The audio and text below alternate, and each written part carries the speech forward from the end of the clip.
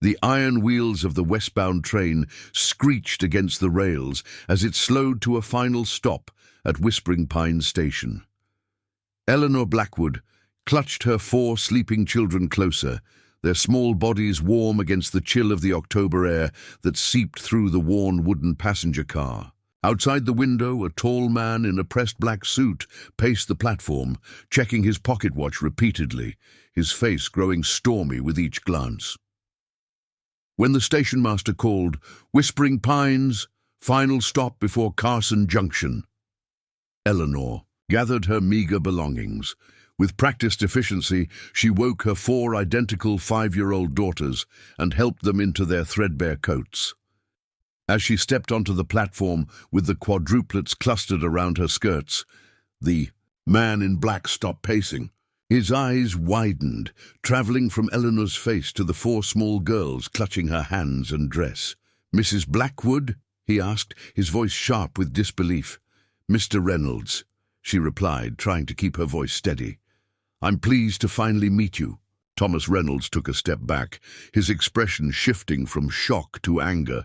This is not what was agreed upon. Your letters never mentioned children." 4 children, Eleanor felt her heart sink as she watched her carefully constructed future begin to crumble before her eyes.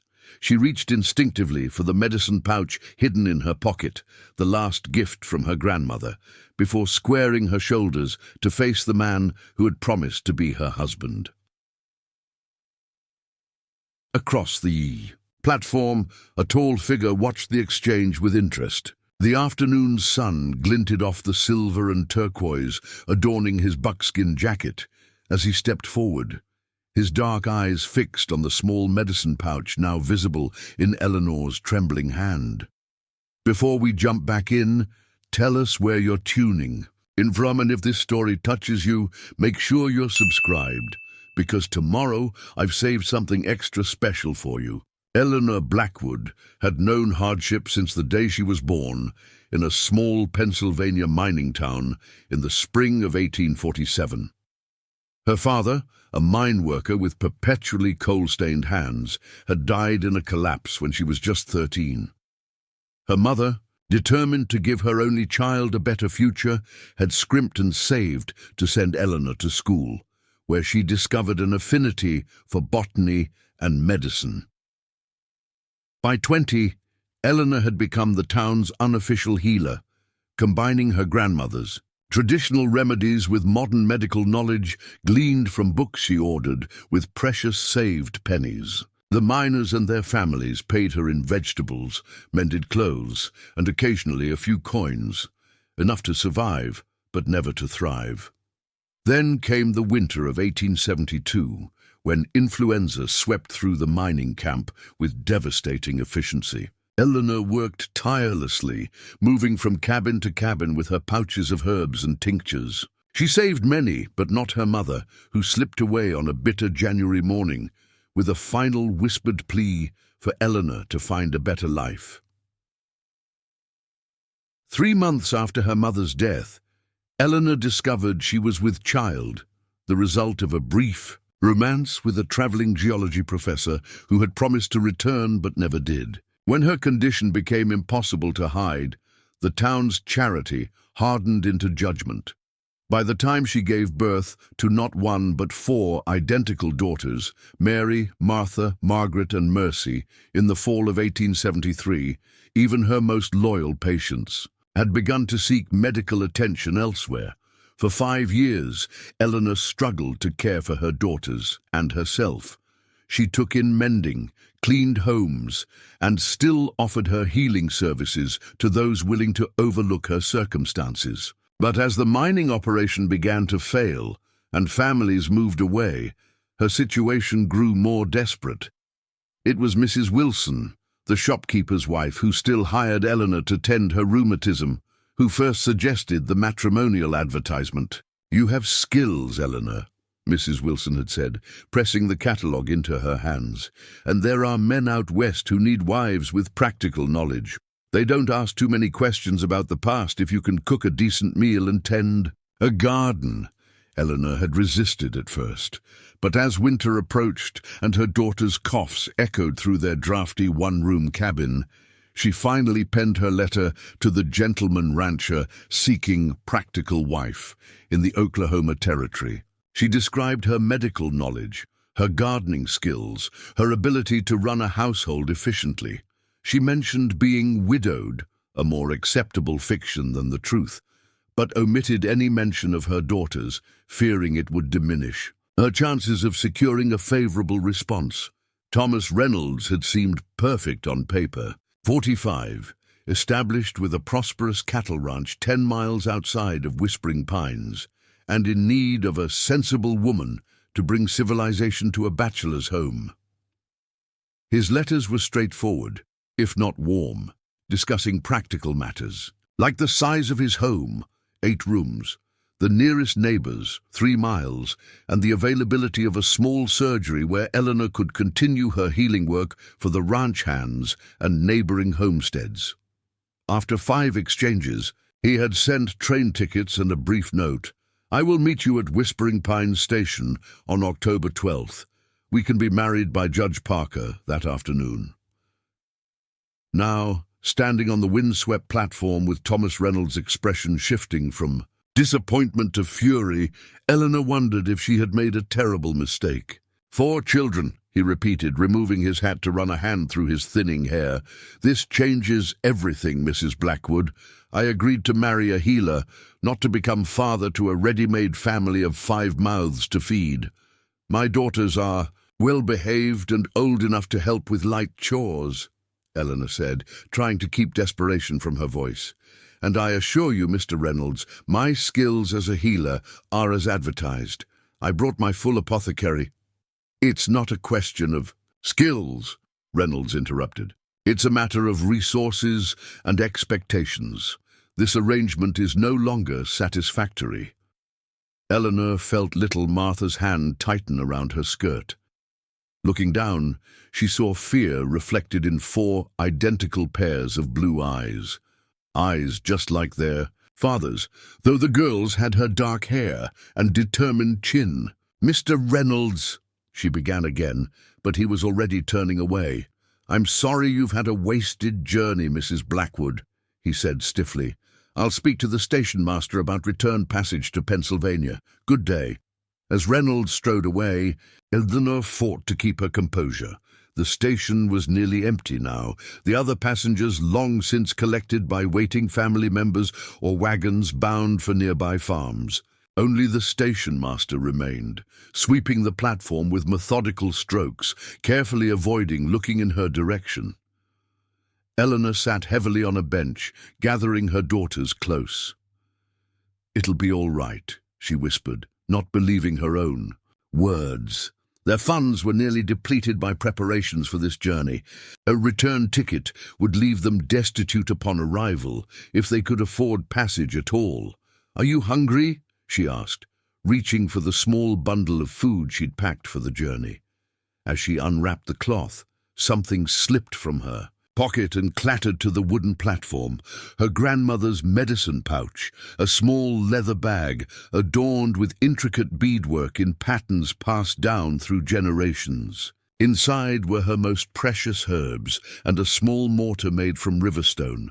The pouch had been her grandmother's most prized possession, given to Eleanor on her deathbed, along with whispered instructions about each plant's properties.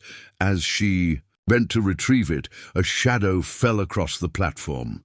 Looking up, Eleanor found herself staring into the deepest, most penetrating dark eyes she had ever seen.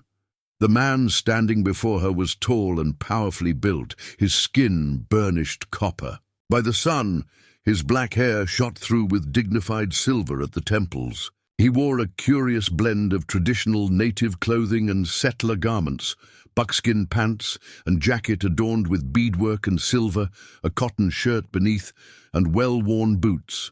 Most striking was the sense of absolute authority he carried, not with arrogance, but with the easy confidence of one accustomed to being heard when he spoke. "Your medicine," he said, his voice rich and smooth as he bent to pick up the pouch before she could reach it. He studied the beadwork, with unmistakable recognition, turning it carefully in hands that bore the scars of many seasons. "The pattern is Cherokee," he continued. "Old medicine. My grandmother made pouches very similar." Eleanor found her voice. "Yes, it was my grandmother's. She learned from a Cherokee woman who saved her family during a fever outbreak near the Tennessee border." The man's expression shifted subtly as he returned the pouch to her. "I am Samuel Riverstone, chief of the Red Hawk Band of Cherokee. We have land 10 miles east of here." "Eleanor Blackwood," she replied, automatically extending her hand before, wondering if the gesture would be considered appropriate. To her relief, he clasped it briefly, his palm warm and calloused against her chilled fingers. "And these are my daughters," she added, "Mary, Martha, Margaret, and Mercy." Chief Riverstone regarded the 4 identical faces with evident interest, rather than the usual shock or disapproval. "4 spirits arriving together is considered powerful medicine among my people," he said, "a sign of balance between the 4 directions." Before Eleanor could respond, little Mercy, always the boldest of the 4, stepped forward. "Mama makes medicine, too," she announced. "She fixed Mr. Holloway's leg when the wagon rolled on it, and everyone said it would need cutting off." Chief Riverstone's gaze returned to Eleanor, a new assessment in his eyes. "Is this true?" Eleanor nodded, too tired for false modesty. "I've studied both traditional remedies and modern medical texts. I was able to set the bone and create a poultice that prevented mortification. My sister's youngest has a fever that does not break," the chief said suddenly. 3 days now. Our healer has tried traditional methods without success." Eleanor hesitated only briefly. She had nothing to lose and perhaps something, shelter, food for her daughters, to gain. "I would be happy to examine the child," she offered. "Though I cannot promise a cure, I have had success with persistent fevers." Something shifted in Samuel Riverstone's expression, a decision reached after careful consideration. "Then you will come with me to our settlement," he stated rather than asked. "We have room for you and your daughters.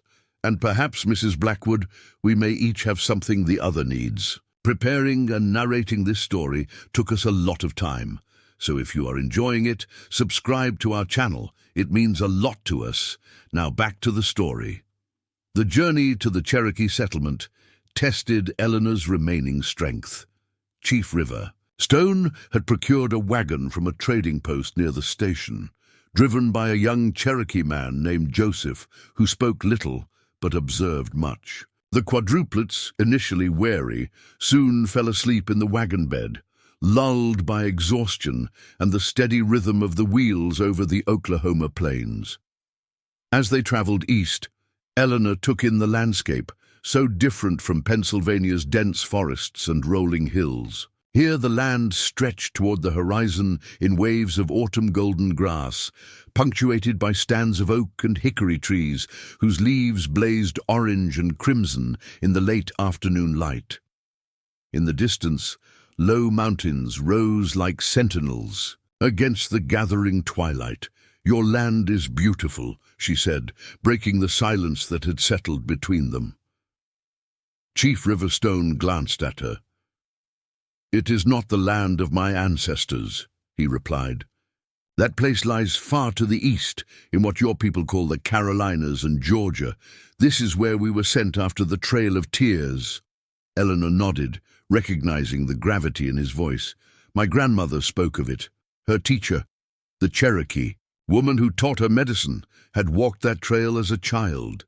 "Yet you carry her knowledge," Riverstone observed. "Sometimes wisdom survives what bodies cannot." As twilight deepened into dusk, the wagon crested a gentle hill, revealing the Cherokee settlement below. Unlike the crude frontier towns Eleanor had passed through on her journey west, this community showed evidence of careful planning. Sturdy cabins of squared logs lined well-defined paths, interspersed with traditional summer houses built of woven saplings, Gardens, now harvested for winter, lay in neat plots behind each dwelling. A central clearing held a larger structure, a council house, Eleanor guessed, and nearby a spring-fed stream provided water. "Welcome to Tsula Adanvdo," said Chief Riverstone. "In your language, it means fox crossing." The wagon's arrival drew curious onlookers. Children paused in their play, women appeared in doorways, and men looked up from evening tasks. Eleanor felt their gazes, not hostile but cautious, assessing the stranger and her 4 identical daughters who now stirred sleepily in the wagon bed. Riverstone spoke briefly in Cherokee, his words flowing with musical cadence. While Eleanor couldn't understand the language, she recognized his tone as one of explanation and reassurance. The tension in the settlement eased visibly. A woman emerged from a cabin near the council house, her face lined with worry. She hurried toward the wagon, speaking rapidly to Riverstone, her hands gesturing with maternal anxiety. Though the words were foreign, the universal language of a mother's concern needed no translation. "This is my sister, Hannah Morning Light," Riverstone explained. "Her son David is the child I spoke of. The fever has worsened." Eleanor nodded, already reaching for her medicine bag. "I'd like to see him right away." As she moved to climb down from the wagon, practical concerns intruded. "My daughters will be cared for," Riverstone assured her. "My mother, White Dove, will see to their needs." As if summoned by her name, an elderly woman appeared beside the wagon. Despite her advanced years, White Dove stood straight as a pine, her silver hair braided with intricate precision, her dark eyes sharp with intelligence. She regarded the quadruplets with undisguised fascination. "4 spirits in one birth," she said in precise English, "a powerful sign." She extended gnarled but steady hands toward the children. "Come, little ones. I have cornbread and honey waiting." To Eleanor's surprise, even shy Margaret went willingly with White Dove, sensing perhaps the grandmother's genuine warmth beneath her dignified exterior. With her children tended to, Eleanor followed Hannah Morning Light to a cabin set slightly apart from the others.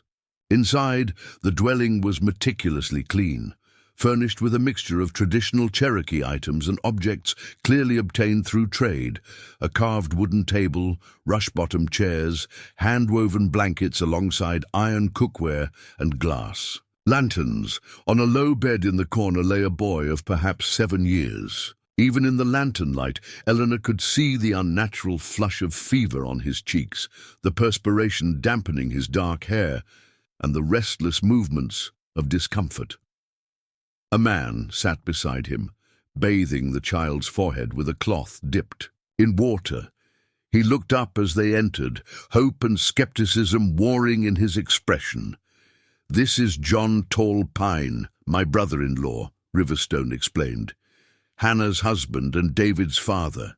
Eleanor approached the bed, setting her medicine bag beside it and kneeling to examine the child. "How long has he been ill?" she asked, her voice shifting to the professional tone she used with patients. 5 days, Hannah answered, hovering anxiously. "It began with a cough and headache. Then came the fever that will not break, no matter what remedies we try." Eleanor placed a gentle hand on David's forehead, feeling the dangerous heat radiating from his skin. She checked his pulse, too rapid, and carefully examined his throat, which appeared inflamed. When she pressed lightly on his abdomen, the boy winced even in his semi-conscious state. "Has he complained of pain in his stomach or shown any rash on his skin?" John Tall Pine nodded. "Yesterday he said his belly hurt, and there are spots here." He pulled back the blanket to reveal small red marks scattered across the boy's chest. Eleanor's mind worked quickly, cataloguing symptoms against the medical texts she had studied so diligently. This was not simple. Influenza or childhood croup. The pattern of fever, abdominal pain and rash suggested typhoid, a serious diagnosis, but one she had treated before during an outbreak in the mining town 3 years prior. "I believe this is typhoid fever," she said carefully. "It's caused by contaminated water or food and can spread if we're not cautious." Hannah gasped softly, clearly recognizing the dangerous diagnosis. "Can you help him?" Eleanor met the mother's gaze directly. "I've treated this illness before, with some success. But I must be honest, it's serious, especially in children. We must work quickly." From her medicine bag, Eleanor withdrew small packets of herbs and powders, explaining as she worked. "This is willow bark for the fever, echinacea to strengthen his body's fight against the sickness, golden seal for the inflammation." She hesitated before adding, "I also have some medicines from the pharmacist, quinine and a small amount of chloral. Hydrate to help him rest. Together these might help, but the most important treatment is clean water, broth, and careful nursing." To Eleanor's relief, neither Hannah nor John objected to her methods or questioned her knowledge. Instead, they moved with quiet efficiency to carry out her instructions, Hannah setting water to boil for the medicinal tea, John supporting his son's head as Eleanor administered the first doses. As they worked, Eleanor became aware of Chief Riverstone watching from the doorway. His expression remained unreadable, but his eyes missed nothing. For the next 2 hours, Eleanor focused entirely on young David, preparing medicines, showing Hannah how to administer them, and bathing the boy with tepid water to help lower his fever. The child remained dangerously hot, his breathing rapid and shallow, but by the time the village had settled into night stillness, Eleanor felt a slight, very slight, improvement in his condition. "The medicine is beginning its work," she told the anxious parents, "but this battle has just begun. The next 2 days will determine the outcome." Hannah, exhaustion etched on her face, clasped Eleanor's hand. "Thank you for coming to us. Whatever happens, we are grateful." Eleanor squeezed her hand in return. "I'll return at first light to check on him and prepare more medicine. For now, continue with the cooling baths if his fever rises again, and give him small sips of the broth whenever he wakes." Outside the cabin, the night air felt cool against Eleanor's flushed face. Stars crowded the sky in numbers she had never seen in Pennsylvania, their light casting silver shadows across the settlement. Chief Riverstone materialized beside her, silent as a nightbird. "You are skilled," he said simply. "Hannah has hope again." "The danger isn't past," Eleanor cautioned. "And there's another concern. Typhoid can spread through water. We should check your spring and warn everyone to boil drinking water until we're certain of the source." Riverstone nodded. "I will announce this at tomorrow's council. For tonight, you need rest." He gestured toward a cabin near White Dove's dwelling. "Your daughters are already sleeping. You will stay here." It wasn't a question, but neither was it a command, simply an acknowledgement of reality. Eleanor had nowhere else to go, and a sick child needed her attention. For tonight at least, decisions about the future could wait. "Thank you," she said, "for your trust and for caring for my girls." Riverstone studied her for a moment, his expression softening slightly. 4 spirits arriving together is a blessing that demands respect, and one who carries healing in her hands is never truly without a home among my people. As he turned to leave, Eleanor called after him, "Chief Riverstone?" He paused, looking back. "Why did you really bring me here? There must be other healers." "Closer than the train station." A ghost of a smile touched his lips. "Our healer, Spotted Fawn, is skilled in traditional ways, but some sicknesses require new medicines. I went to Whispering Pines to seek the doctor who visits monthly, but he had not arrived." His gaze held hers steadily. "Instead, I found you with a Cherokee medicine pouch, rejected by a man too foolish to see your value." With that, he disappeared into the darkness, leaving Eleanor to ponder the strange turns of fate that had brought her here, and to wonder what tomorrow would bring for both young David and her own uncertain future. Dawn broke over Fox Crossing in ribbons of pink and gold. Eleanor woke to unfamiliar sounds, children's laughter, the rhythmic thud of corn being ground, and the melodic calls of birds she couldn't name. For a moment, disorientation gripped her before memory returned. She glanced around the small cabin, where she and her daughters had spent the night.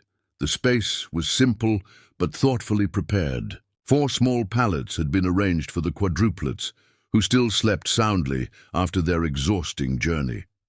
A larger bed had been made for Eleanor, covered with a beautifully woven blanket in patterns of red and black. A small fire smoldered in the central hearth, keeping the autumn chill at bay. Eleanor rose quietly, careful not to wake her daughters. Outside, the settlement was already active despite the early hour. Women moved between cabins carrying baskets of food or bundles of firewood.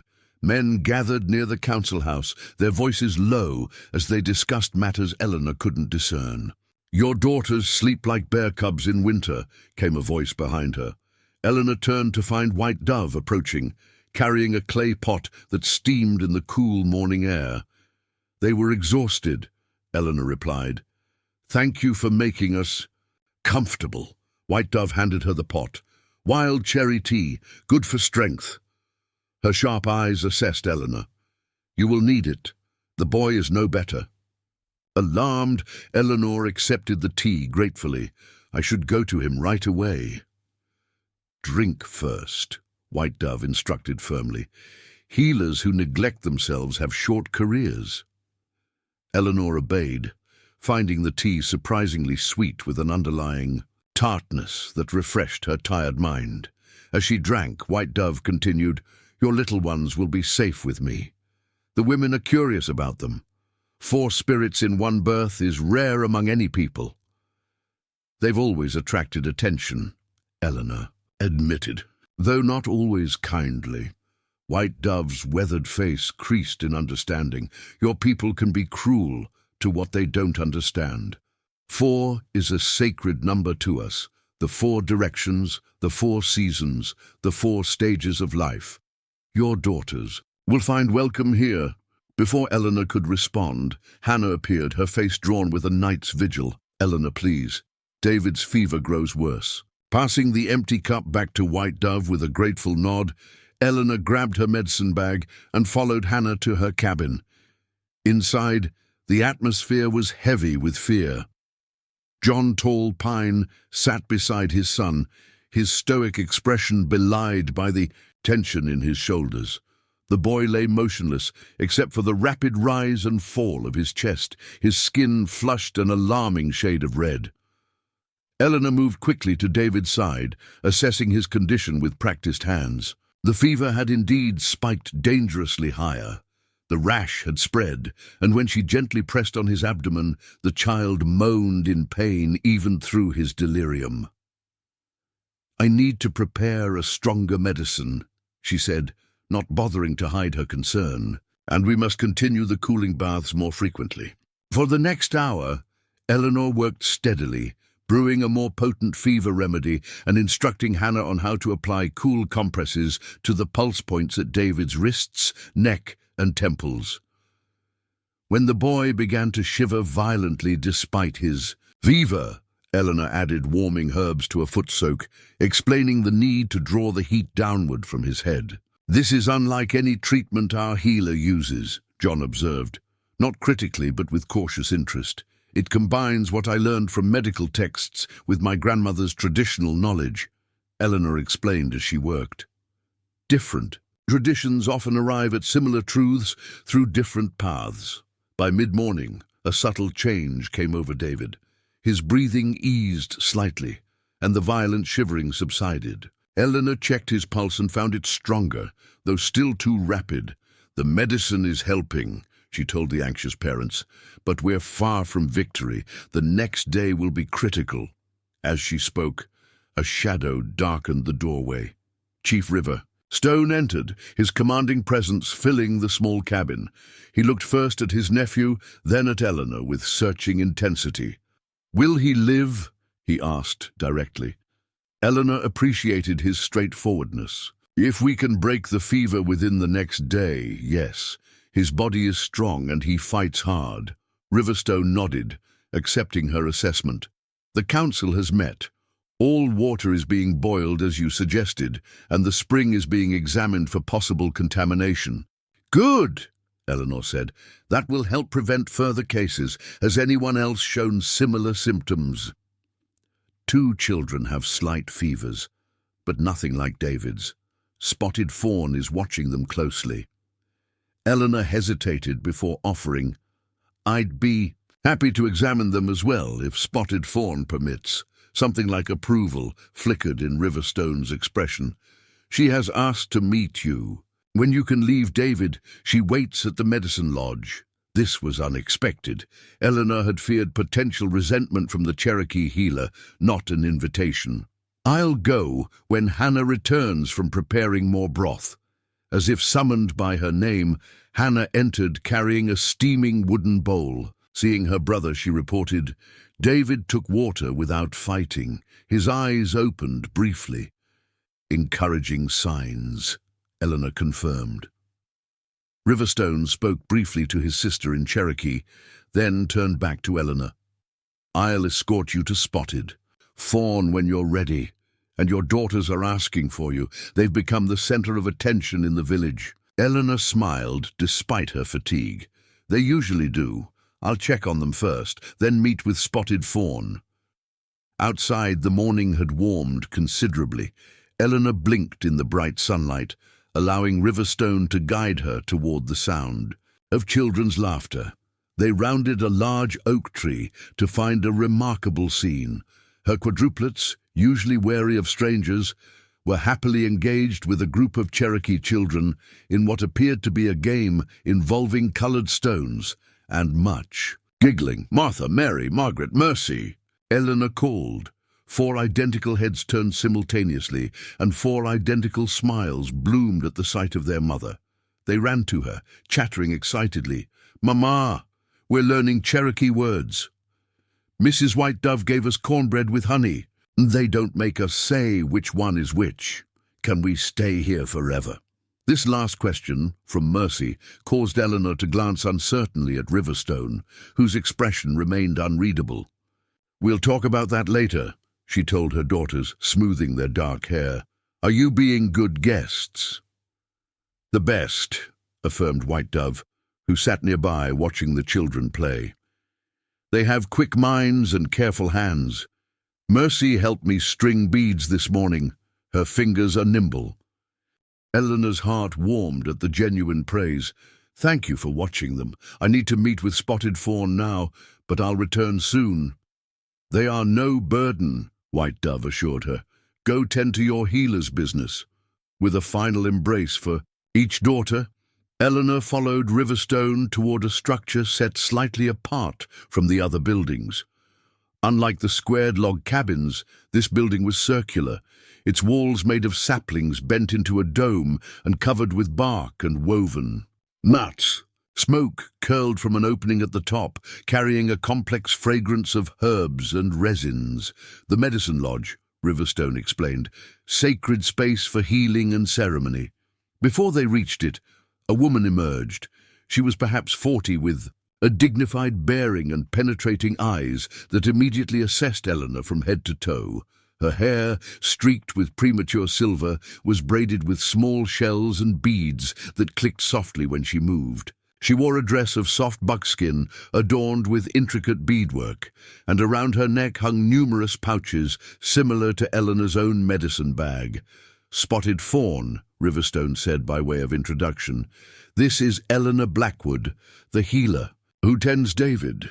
The 2 women regarded each other with professional curiosity rather than hostility. After a moment, Spotted Fawn spoke in clear, accented English. "You carry old knowledge in new hands," she observed. "Your grandmother's teacher, she was Cherokee." Eleanor nodded. "From the Eastern Band, forced west on the Trail of Tears.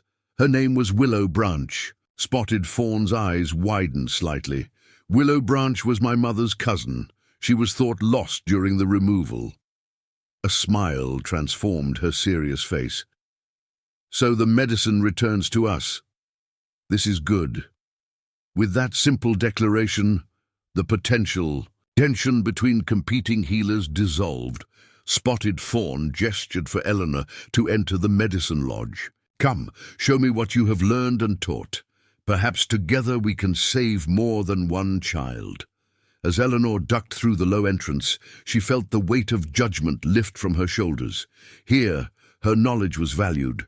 Her daughters were welcomed, and her presence was not a scandal, but a potential blessing. For the first time since arriving in Oklahoma Territory, she allowed herself to consider that Thomas Reynolds' rejection might have been not a disaster, but a deliverance. Inside the medicine lodge, the air was warm and fragrant, with drying herbs hanging from the framework. A central fire pit contained glowing coals, and shelves lined the walls, holding clay pots, wooden boxes, and bundles of plants. Spotted Fawn indicated a woven mat where Eleanor should sit. Now, the Cherokee healer said, settling across from her, tell me of David's sickness and your remedies, and I will tell you of our ways. Between us, perhaps we will find wisdom greater than either possesses alone. As the two women began to share their healing knowledge, outside the medicine lodge, Chief Riverstone watched with thoughtful eyes, considering the strange turns of fate that had brought this unusual family to Fox Crossing, and wondering what changes their arrival might bring to his people, his community, and perhaps to his own carefully ordered life. 3 days passed in a rhythm of healing work and cautious integration. Eleanor divided her time between tending to David, whose condition improved incrementally with each passing hour, working alongside Spotted Fawn to treat the 2 other children with milder symptoms, and caring for her daughters, who had taken to life at Fox Crossing with surprising enthusiasm. By the 3rd evening, David's fever had finally broken. Eleanor watched with profound relief as the boy opened his eyes fully for the first time, weakly reaching for the cup of broth his mother held to his lips.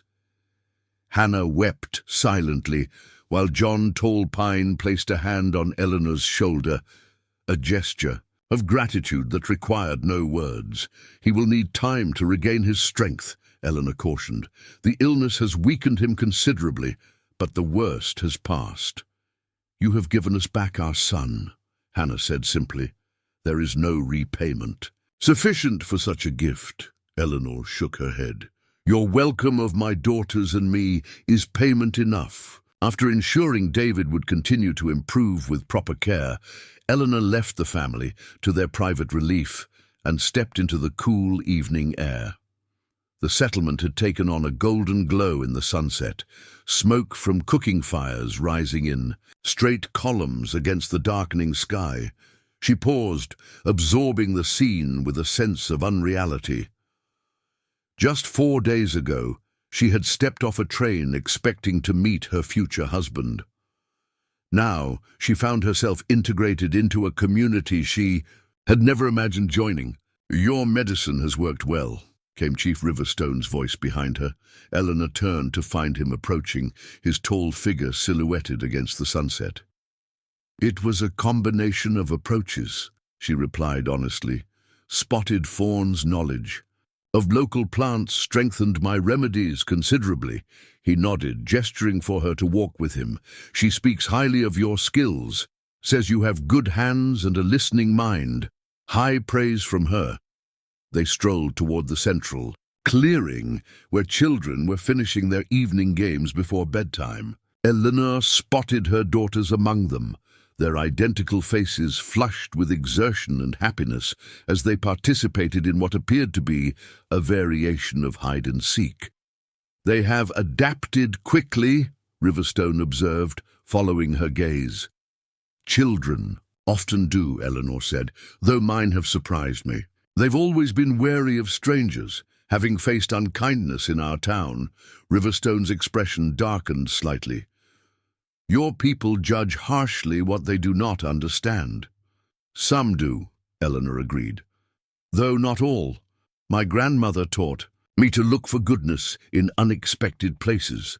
They watched the children play in companionable silence for a moment. Then Riverstone spoke again, his tone carefully neutral.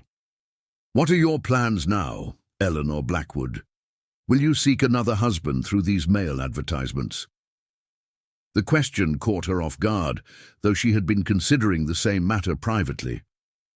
I don't think so, she admitted. I came west, seeking security for my daughters, but I've begun to wonder if that was the right path. And what do you think now? Eleanor considered her answer carefully. I think perhaps I was too focused on finding someone to take care of us, when what I really needed was a place where my skills are valued and my children accepted. Chief Riverstone nodded, satisfaction evident in his expression. The council has discussed your situation, he said. We would like to offer you a more permanent arrangement.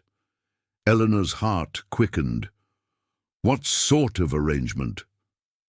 Fox Crossing has lacked a healer who understands white medicines. Spotted Fawn is skilled in our traditional ways, but as David's illness showed, sometimes both approaches are needed. He gestured toward a small cabin near the medicine lodge. This could be yours, expanded for your daughters if you choose to stay. You would work alongside Spotted Fawn, learning from each other, serving both our people and settlers who seek help. The offer stunned Eleanor with its generosity and practicality. Your people would accept us permanently? A white woman and her children? Riverstone's expression remained serious. Not without challenges. Some elders have concerns about preserving our ways, and there will be those from outside who question your presence here. His gaze met hers directly. It would not be an easy path, but few worthwhile journeys are. Before Eleanor could respond, a commotion at the edge of the settlement caught their attention. Joseph, the young man who had driven them from the station, was riding hard into the clearing, his expression urgent. He reined his horse to a stop near Riverstone, speaking rapidly in Cherokee. The chief's face hardened as he listened. He replied with brief instructions, then turned to Eleanor. There is trouble, he said grimly. Thomas Reynolds has gone to the Indian agent at Fort Gibson, claiming we are holding you and your daughters against your will. A patrol has been dispatched to rescue you. Fear gripped Eleanor's heart. But that's absurd. He rejected us at the station. We came here willingly. Truth matters little when pride is wounded, Riverstone replied. Reynolds is an influential man in the territory. His word carries weight with authorities. What will happen? Eleanor asked, already gathering her daughters with her eyes, instinctively preparing to protect them. The patrol will arrive by midday tomorrow. 10 soldiers, according to Joseph. Riverstone's expression was carefully controlled, but Eleanor sensed the tension beneath his calm exterior. If they believe we've abducted white settlers, it could go badly for Fox Crossing. Eleanor straightened her shoulders, anger replacing fear. Then I'll tell them the truth. Reynolds abandoned us without resources. You offered shelter and the opportunity to use my skills. We are here by choice. It may not be that simple, Riverstone warned. The Indian agent has been looking for reasons to restrict our movements further, to confine us to the reservation boundaries. This could provide the excuse he seeks. A new voice joined their conversation. Then we must give them no excuse. Spotted Fawn approached, her expression resolute. The white woman and her children must appear well treated and free to leave if they wish. Everything must be beyond criticism when the soldiers arrive. Riverstone nodded in agreement. Eleanor should be prepared to demonstrate her healing work. The fact that she saved David's life will count in our favor. Eleanor listened to their strategic planning with growing determination. I won't let Reynolds use me as a weapon against people who have shown nothing but kindness to my family. As darkness settled fully over Fox Crossing, the council gathered to discuss their response to the coming confrontation. Eleanor sat among them at Riverstone's invitation, an unusual honor for an outsider, and a woman at that. Her daughters had been settled in their cabin under White Dove's watchful care, blissfully unaware of the threat looming over their new home.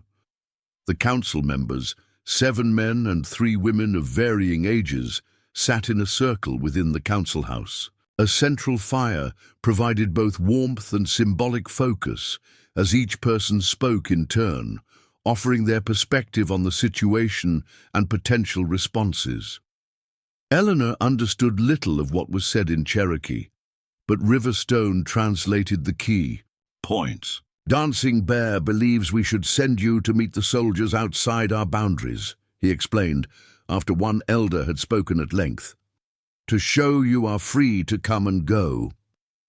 Whereas Tall Oak thinks you should be busy treating patients when they arrive, he added after another speaker, to demonstrate your purpose here. The discussions continued, some voices heated, others measured.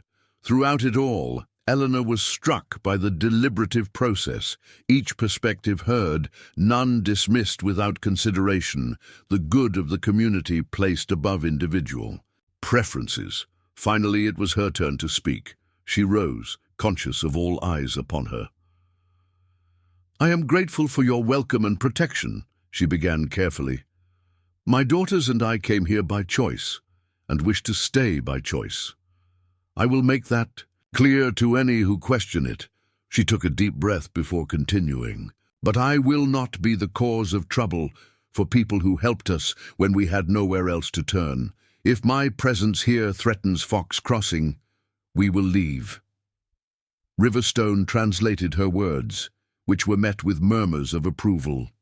The oldest council member, a man whose wrinkled face testified to decades of hardship and wisdom, spoke briefly in response. Grey Wolf says your spirit honors your grandmother's teaching, Riverstone translated. He says a woman who places the welfare of others above her own comfort belongs among us, regardless of the color of her skin. The council continued deliberating late into the night, finally reaching consensus on how to receive the approaching patrol. As the meeting concluded, Eleanor felt a strange mixture of anxiety and resolve. She had come west seeking security through marriage to a stranger. Instead, she found herself standing with a community against external threats, defending not just her own choices, but their right to accept her on their terms. Walking back to her cabin under a canopy of stars, Eleanor was joined by Riverstone. Neither spoke for several minutes, the weight of tomorrow's confrontation heavy between them. Finally, Riverstone broke the silence. Whatever happens tomorrow, you have acted with courage. Your grandmother would be proud. The simple statement touched Eleanor deeply. I hope so, she whispered. She taught me that true healing isn't just about curing the body, but about mending broken connections between people, between traditions, between past and future. Riverstone stopped walking, turning to face her fully in the starlight. That is Cherokee wisdom speaking through your words, he said softly. Perhaps your presence here is part of a pattern larger than any of us can see clearly. As she looked up at him, Eleanor felt a connection forming that transcended their differences, a recognition of shared values and complementary strengths. Before she could respond, however, the moment was interrupted by Mary calling from the cabin doorway, her small voice carrying in the night stillness. Mama, is everything all right? Yes, sweetheart, Eleanor replied, the spell broken. I'm coming now. Riverstone stepped back, his expression once again composed and unreadable. Rest well, Eleanor Blackwood. Tomorrow will require all our strength. As he walked away, Eleanor watched his retreating figure with the unsettling realization that in just a few short days, the welfare of this proud, complex man and his community had become inexplicably entwined with her own. Tomorrow's confrontation would test not just her resolve to forge a new path, but the bonds of trust only beginning to form between them. Morning arrived with a tension that hung over Fox Crossing like storm clouds. Eleanor woke before dawn, her mind crowded with preparations for the soldiers' arrival. After checking on her still sleeping daughters, she slipped out to visit David, finding him markedly improved, weak but alert, the dangerous fever now just a memory. He asked for food this morning, Hannah reported with quiet joy. Real food, not just broth. An excellent sign, Eleanor confirmed. His body is ready to rebuild its strength. As she finished examining the boy, Spotted Fawn appeared in the doorway. The council's plan is set, she said without preamble. When the soldiers arrive, you will be here, tending patients. I will work alongside you. We must appear as equals, partners in healing. Eleanor nodded, understanding the strategy. And my daughters, with White Dove learning basket weaving, a normal day's activity, nothing that suggests captivity or distress. Spotted Fawn's expression softened slightly. Riverstone has gone to meet the patrol at the territorial boundary. He hopes to explain matters before they reach the settlement. After a simple breakfast, Eleanor helped Spotted Fawn prepare the medicine lodge for the day's work. Together, they organized herbs, mixed tinctures, and arranged the space to demonstrate their collaborative approach to healing. 3 patients were scheduled to visit, an elder with joint pain, a young woman expecting her first child, and a man with a persistent cough. We will show them that you practice your healing arts freely here, Spotted Fawn explained as they worked, that you are valued for your knowledge, not held against your will. By mid-morning, word reached them that the patrol had been spotted approaching from the west. Eleanor's hands trembled slightly as she measured dried echinacea into a small pouch, but she steadied herself with deep breaths. You fear these soldiers? Spotted Fawn asked, observing her reaction. Not the soldiers themselves, Eleanor admitted, but what they represent. In Pennsylvania, officials took children from women they deemed unfit, unmarried mothers, the poor, those who didn't conform to expectations. I lived in constant fear they would decide 4 children were too many for a woman alone. Spotted Fawn's face darkened with understanding. We know this fear well. The government has taken many Cherokee children to boarding schools where they cut their hair, changed their names, forbid our language. The shared vulnerability created a deeper bond between the 2 healers. We won't let them take your daughters, Spotted Fawn promised, a fierce protectiveness in her voice. They belong here now. Their first patient arrived soon after, Gray. Wolf, the eldest council member, who suffered from painful swelling in his hands. As Eleanor demonstrated her knowledge of willow bark preparations, while Spotted Fawn applied a poultice of local plants, they fell into a natural rhythm that spoke of mutual respect rather than one commanding the other. The expected confrontation arrived with less warning than anticipated. Eleanor was explaining the benefits of red clover to the pregnant young woman when shadows darkened the medicine lodge entrance. Turning, she found herself facing 3 blue-uniformed soldiers, their expressions a mixture of suspicion and confusion. Between them stood Thomas Reynolds, his face flushed with what might have been embarrassment or anger. Behind this group, Riverstone watched with carefully controlled tension, his posture alert but deliberately non-threatening. Mrs. Blackwood, the soldier in front, a lieutenant by his insignia, stepped forward. I'm Lieutenant James Wilson, 7th Cavalry. We've come in response to reports of your abduction. Before Eleanor could respond, Reynolds pushed forward.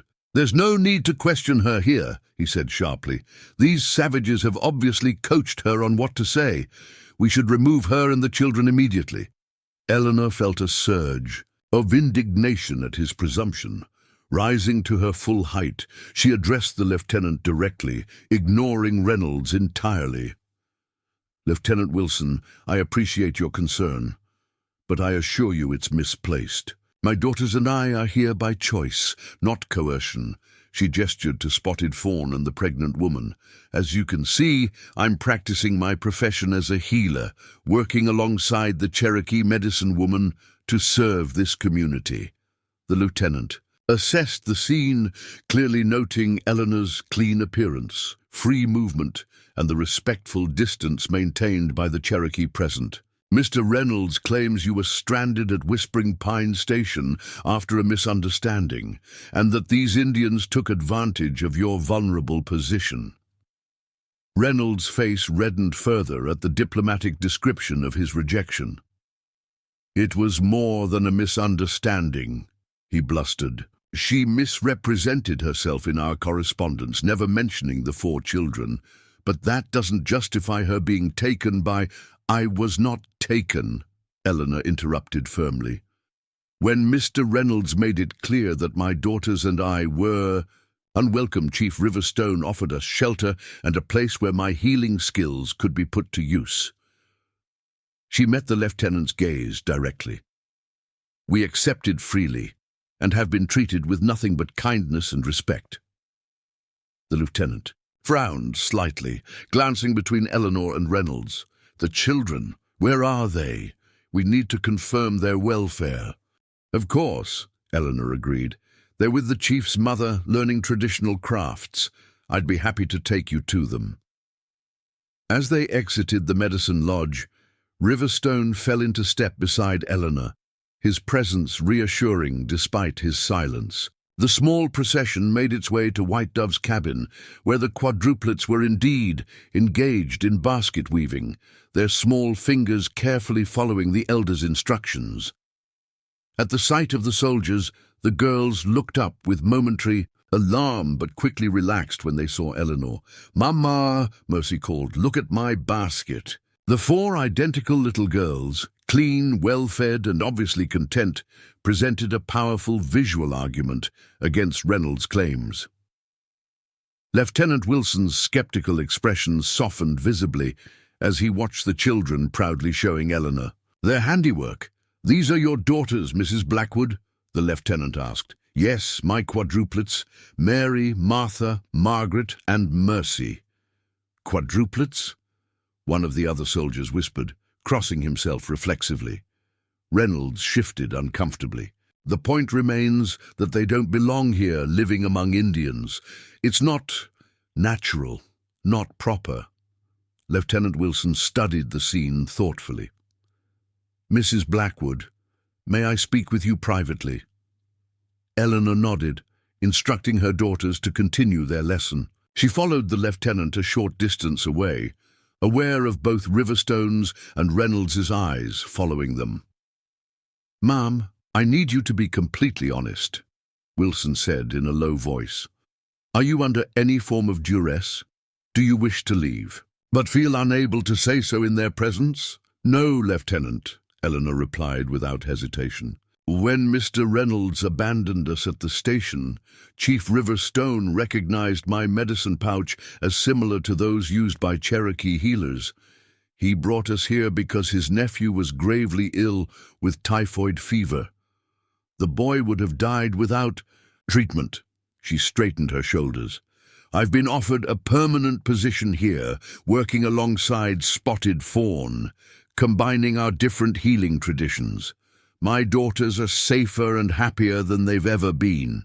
Wilson studied her face, apparently searching for signs of fear or coercion. Finding none, he sighed. "Mr. Reynolds has considerable influence in the territory. He's filed a formal complaint with the Indian agent, based on wounded pride, not fact," Eleanor countered. "He found the idea of 4 ready-made children, too. Burdensome for his bachelor existence. That was his right, but he has no claim on us now." The lieutenant rubbed his jaw thoughtfully. "Living among the Cherokee is an unusual choice for a white woman. There will be talk." Eleanor smiled thinly. "Lieutenant, I was an unmarried mother of quadruplets in a Pennsylvania mining town. I'm well accustomed to talk." Her candor seemed to surprise him, then draw a reluctant smile. "Fair point, ma'am." He glanced back toward the cabin where Reynolds stood fuming. "The man seems determined." "Thomas Reynolds wants his pride restored, not me," Eleanor said firmly. "He's embarrassed that the woman he rejected found acceptance elsewhere, particularly among people he considers beneath him." Wilson nodded slowly. "I'll need statements from you and the chief for the official report. But based on what I've seen, there's no evidence of abduction or coercion." As they rejoined the group, Reynolds immediately protested. "You can't seriously be considering leaving her here. Think of your duty to protect white settlers." "Mr. Reynolds," the lieutenant replied evenly, "my duty is to uphold the law, not your expectations. Mrs. Blackwood and her children appear safe, well cared for, and present by choice. I see no legal grounds for removing them against their will." Reynolds' face contorted with anger. "This is outrageous. I'll take this to the territorial governor. Riverstone and his people have no right to harbor white women, turning them against their own kind." At this, Riverstone finally broke his silence. "Mrs. Blackwood makes her own choices," he said, his deep voice carrying quiet authority. "As does any free person. She offers healing to our community, and we offer her a place where her skills and her children are valued." His gaze shifted to Reynolds, carrying unmistakable judgment. "Something you were unwilling to do." The rancher sputtered, his hand moving instinctively toward his belt, where Eleanor noticed with alarm he carried a pistol. The soldiers tensed, hands shifting to their own weapons. Into this dangerous moment stepped White Dove, her elderly frame somehow imposing as she emerged from the cabin with the quadruplets clustered behind her. "These children have known more peace in 4 days here than in all their years among your people," she stated in clear English, addressing Reynolds directly. "Would you bring violence before their eyes to satisfy your wounded pride?" The simple question, delivered with the moral authority of age and wisdom, seemed to deflate Reynolds' anger. His hand fell away from his weapon, and his eyes dropped. Unable to meet the elder's steady gaze, Lieutenant Wilson seized the moment. "My report will state that Mrs. Blackwood and her daughters are here voluntarily. Mr. Reynolds, I suggest you accept that your arrangement with the lady has ended and return to your ranch." He turned to Riverstone. "Chief, we'll need those statements before we depart." As Reynolds stalked away toward the horses, trailed by one of the soldiers, Eleanor felt the tension in her body begin to ease. The immediate threat had passed, though. She harbored no illusions that Reynolds would easily abandon his grievance. Riverstone stepped closer, speaking quietly. "You spoke well. Your words carried truth that even soldiers could recognize." "Thank you for standing with me," Eleanor replied. "For all of us." A rare smile briefly transformed his stern features. "Among Cherokee, we say that those who stand together cannot be broken apart easily. Today, you stood with us as much as we stood with you." As the soldiers prepared to depart, Eleanor watched her daughters return to White Dove's side, chattering excitedly about finishing their baskets. In just a few days, they had found a sense of belonging that had eluded them in Pennsylvania. Whether that belonging would withstand further challenges remained to be seen, but for now, Eleanor allowed herself to feel cautious hope. The confrontation had ended without violence, but as Riverstone's expression suggested, this was likely just the first of many tests they would face together. The weeks following the soldiers' visit brought a mellower rhythm to life at Fox Crossing. October gave way to November, painting the surrounding hills with burnished gold and russet. The Cherokee settlement prepared for winter with methodical efficiency.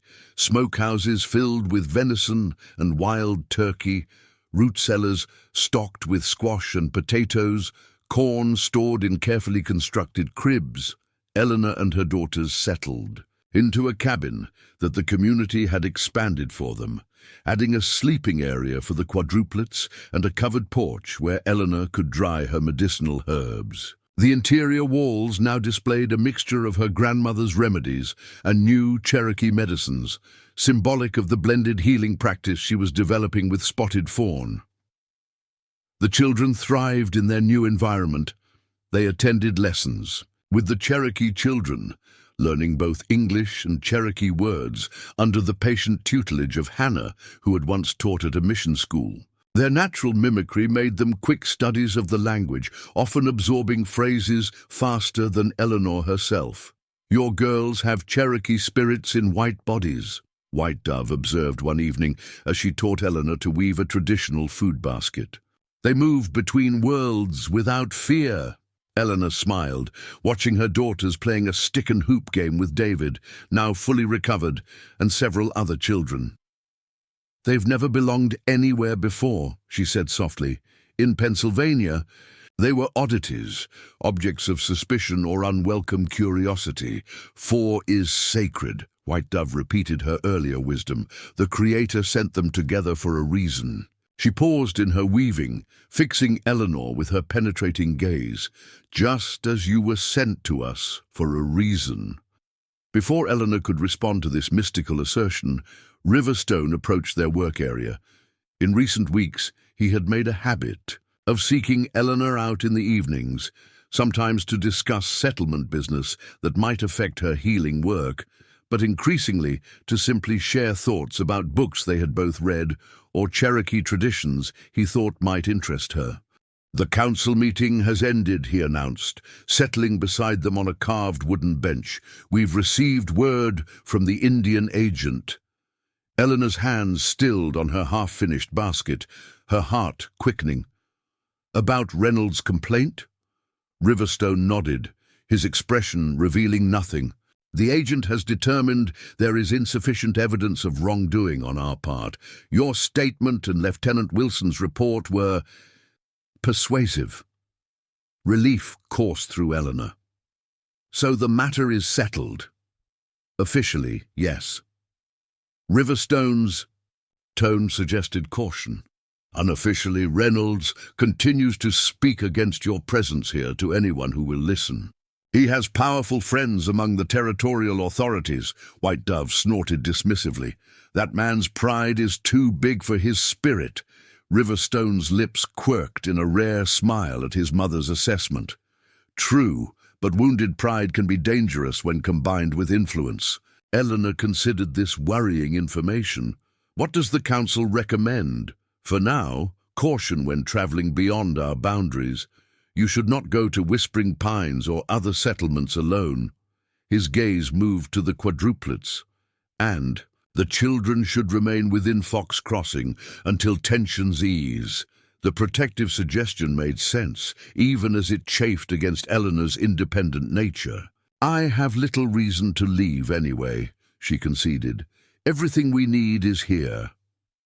White Dove excused herself with a knowing look between her son and Eleanor, a look that Eleanor pretended not to notice, though warmth crept into her cheeks. The elder departed.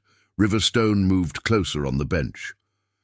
"There is another matter the council discussed," he said, his tone shifting to something more personal. "A question about winter preparations." "Oh?" Eleanor responded, resuming her basket. "Weaving to steady her hands. The cabin you occupy. It's well built, but designed for summer use originally. The winters here can be harsh, with winds that cut through even the sturdiest walls." He paused, seeming uncharacteristically hesitant. "The council believes, I believe, you and your daughters would be more comfortable in a dwelling designed for the cold months." Eleanor looked up, surprised. "Are you suggesting we move again?" "Not exactly," Riverstone said carefully. "My home was built in the old way, with double walls packed with river clay for insulation. It has multiple rooms, a central hearth that holds heat through the night, and space that currently sits empty." He met her gaze directly. "The council suggests a practical arrangement, that you and your daughters share my dwelling through winter." The proposal hung in the air between them, its implications extending beyond mere practicality. Among both white settlers and Cherokee, unmarried men and women did not typically share living quarters without causing significant scandal. As guests? Eleanor asked, seeking clarification. Riverstone held her gaze steadily. Initially, yes, but there is another possibility the council has approved, if you would consider it.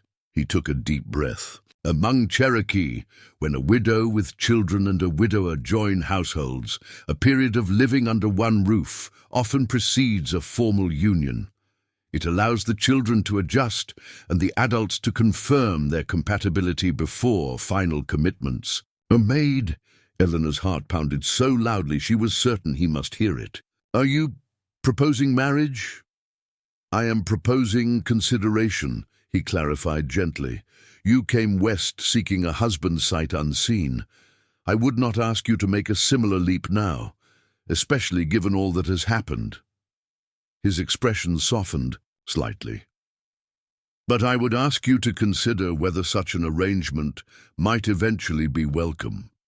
Eleanor set her basket aside, her hands no longer steady enough for the intricate work. Riverstone, Samuel, though she had never presumed to use his first name, was offering something she had never expected.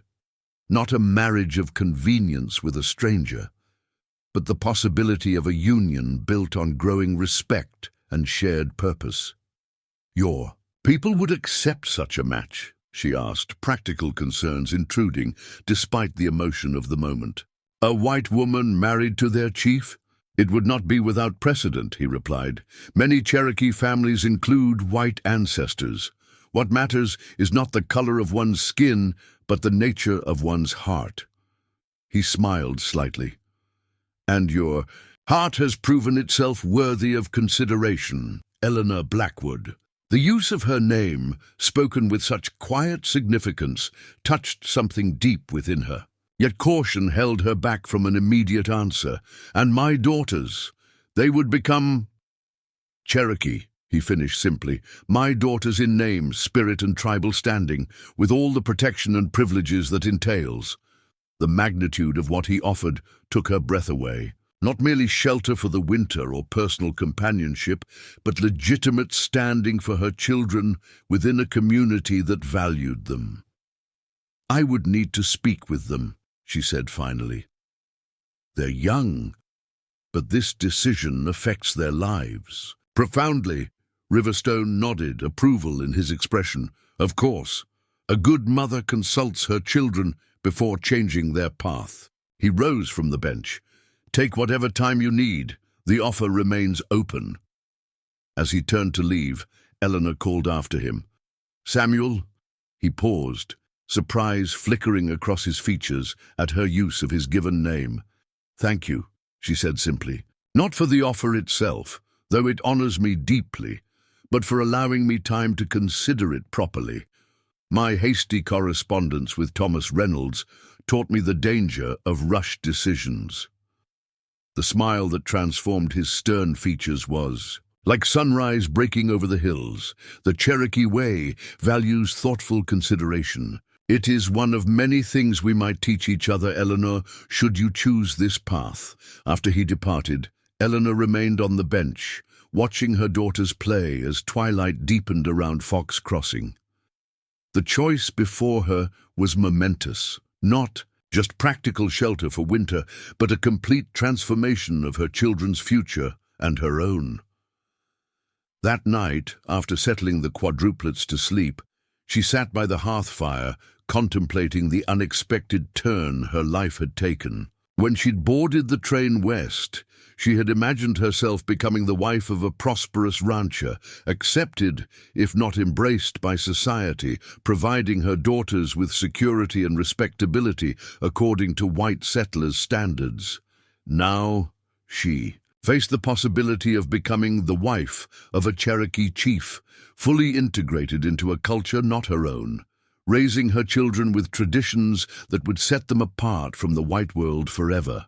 It was a path that offered belonging and purpose, but also one that might never be understood or accepted by the world she had left behind. A soft knock on her door interrupted these reflections. Expecting Riverstone, she was surprised to find Spotted Fawn standing outside, a small bundle in her hands. "May I enter?" the healer asked. "There are things that should be spoken between women alone." Eleanor welcomed her in, curious about this unexpected visit. Spotted Fawn settled by the fire, unwrapping her bundle to reveal several small pouches of herbs and a carved wooden box. "Riverstone has spoken to the council of his intentions," she said without preamble. "I come not as your healing partner, but as a Cherokee woman who understands what you must be feeling." "I'm uncertain," Eleanor admitted, grateful for the older woman's directness. "Not about Samuel himself. He has shown himself to be honorable and kind. But about whether I belong in such a role, whether my daughters and I would truly be accepted." Spotted Fawn nodded, understanding in her eyes. "When I was young, my aunt married a white trader. Many questioned her choice on both sides. But their union brought strength to our people. New knowledge, new connections that helped us survive difficult times." She opened one of the pouches, releasing the pleasant aroma of sage and sweetgrass. "The strongest plants are those with diverse roots, drawing nourishment from different soils." The metaphor resonated with Eleanor's own thoughts on healing, how combining traditions often produced more effective remedies than either approach alone.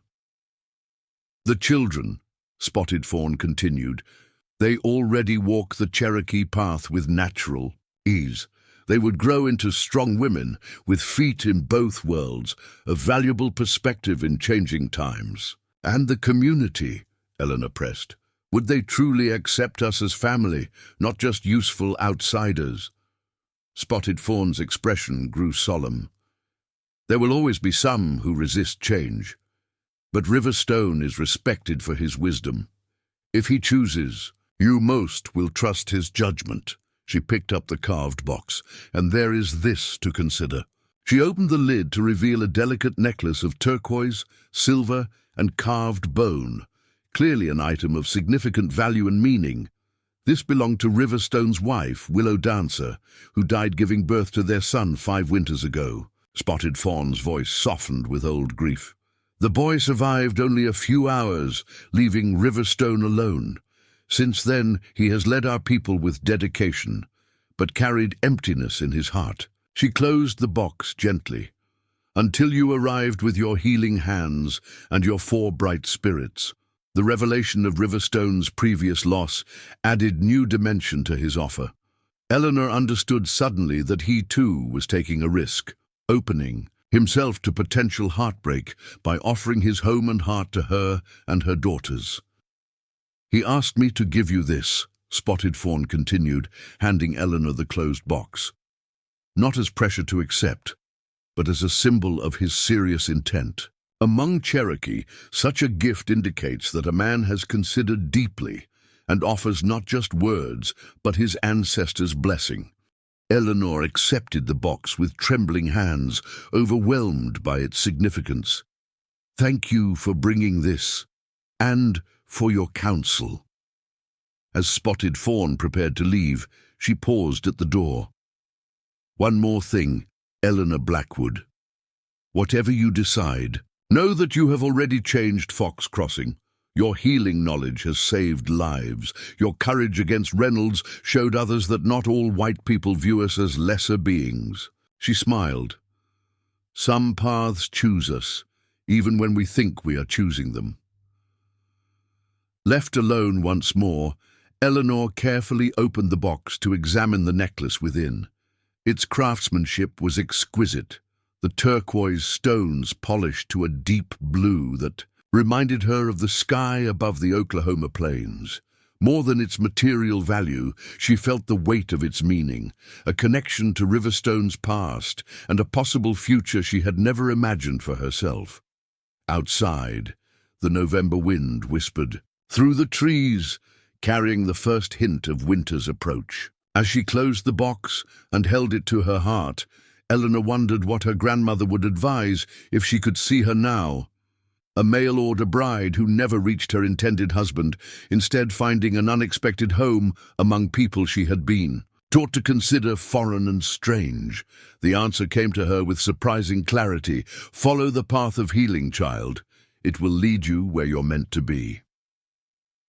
The first snow fell over Fox Crossing 2 days after Riverstone's proposal, blanketing the settlement in pristine white. Eleanor watched through her cabin window as her daughters experienced their first real snowfall, their identical faces alight with wonder as they caught flakes on mittens knitted by white dove. "Mama, it's like the sky is falling, but it's beautiful," exclaimed Mercy, always the most exuberant of the four. "Can we live here forever?" asked Margaret, typically the most cautious, "even when the snow is gone?"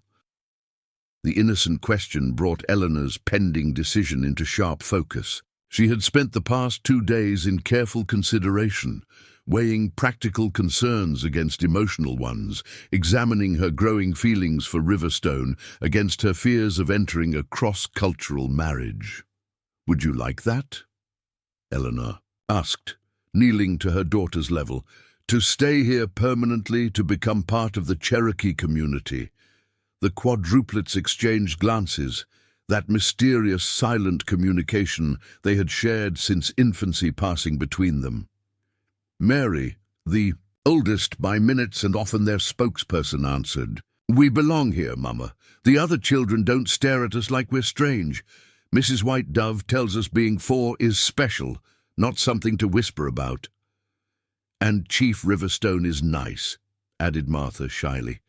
"He listens when we talk, not like the men in Pennsylvania who acted like we were invisible." Eleanor hugged her daughters close, their simple wisdom clarifying what her own heart already knew. "Then I have something important to ask you," she said. "Chief Riverstone has invited us to share his home for the winter. It's warmer than our cabin, with more room for all of us."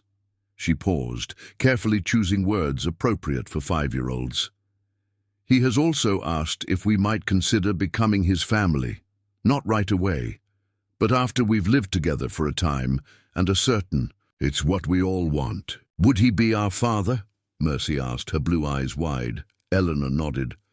"Eventually, yes, and we would become Cherokee, not just visitors here." The girls conferred again with glances and whispers. Then Mary spoke with the solemnity of a much older child. "We never had a father before, not a real one who stayed. Would Chief Riverstone stay?" "Yes," Eleanor assured them, touched by their perceptiveness. "He would. He's a man who keeps his promises." That afternoon, Eleanor sought out Riverstone, finding him supervising the construction of a new smokehouse. Snow continued to fall gently around them as she asked to speak privately. They walked together to the edge of the settlement, where bare trees stood sentinel against the winter-white landscape. "I've spoken with my daughters," Eleanor began, her breath forming clouds in the cold air. "And I've considered your proposal carefully." Riverstone nodded, his expression attentive but giving nothing away. "And your thoughts?" Eleanor took a deep breath. "We would be honored to share your home this winter and to consider the possibility of a more permanent arrangement." She met his gaze directly. "But I have conditions." A ghost of a smile touched his lips. "I would expect nothing less from a woman of your determination. First, I must continue my healing work alongside Spotted. Fawn, it's not merely an occupation for me, but a calling." "Of course," he agreed immediately. "Your skills benefit our people and neighboring settlements alike. I would never ask you to set aside such important work." "Second," Eleanor continued, "my daughters must continue their education in both Cherokee ways, and the knowledge they would need should they ever choose to live in the white world." Riverstone considered this carefully. A wise precaution. They should be prepared for whichever path they eventually choose. He paused. Hannah could continue their English lessons, and others, including myself, could teach them Cherokee traditions. And finally, Eleanor said, her voice softening slightly, I need your patience. This is not the future I imagined when I came. West, it's better in many ways, but also more complex. I may require time to adjust fully. Riverstone's expression warmed with understanding. The Cherokee way values patience, Eleanor. A good union, like a strong oak, grows slowly but develops deep roots. He extended his hand toward her, palm up, an invitation rather than a demand. We will learn each other's hearts in the proper time. Eleanor placed her hand in his, feeling the strength and gentleness in his grip. Then we accept your invitation, Samuel, for the winter, and for whatever path opens before us afterward. The move to Riverstone's home occurred the following day. As the snow continued to accumulate, the chief's dwelling stood somewhat apart from the other cabins, built against a hillside that sheltered it from northern winds. Unlike the squared log cabins common in the settlement, his home was constructed in a traditional Cherokee style, adapted for permanent use, a central log structure with additional rooms extending outward, the whole covered with a steep roof. Designed to shed snow, inside, the space revealed Riverstone's dual nature as both traditional leader and progressive thinker. Cherokee crafts and symbolic items shared space with books in English, maps of the territory, and even a few pieces of furniture that might have graced any settler's home. The central room featured a large hearth where a fire burned steadily, warming the entire structure. This was my mother's home before she moved to her smaller cabin, Riverstone explained as he showed Eleanor and the Quadruplets around.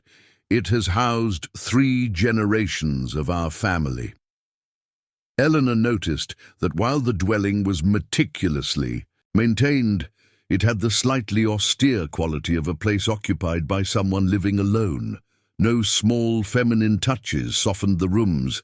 No children's possessions cluttered the corners. The girls will sleep here, Riverstone continued, showing them a room with 4 small beds already prepared, evidence of his thoughtful planning. White Dove helped arrange it. The Quadruplets explored their new quarters with excitement, exclaiming, over colorful woven blankets and small carved animals left on each pillow, welcome gifts that immediately made the space feel like their own.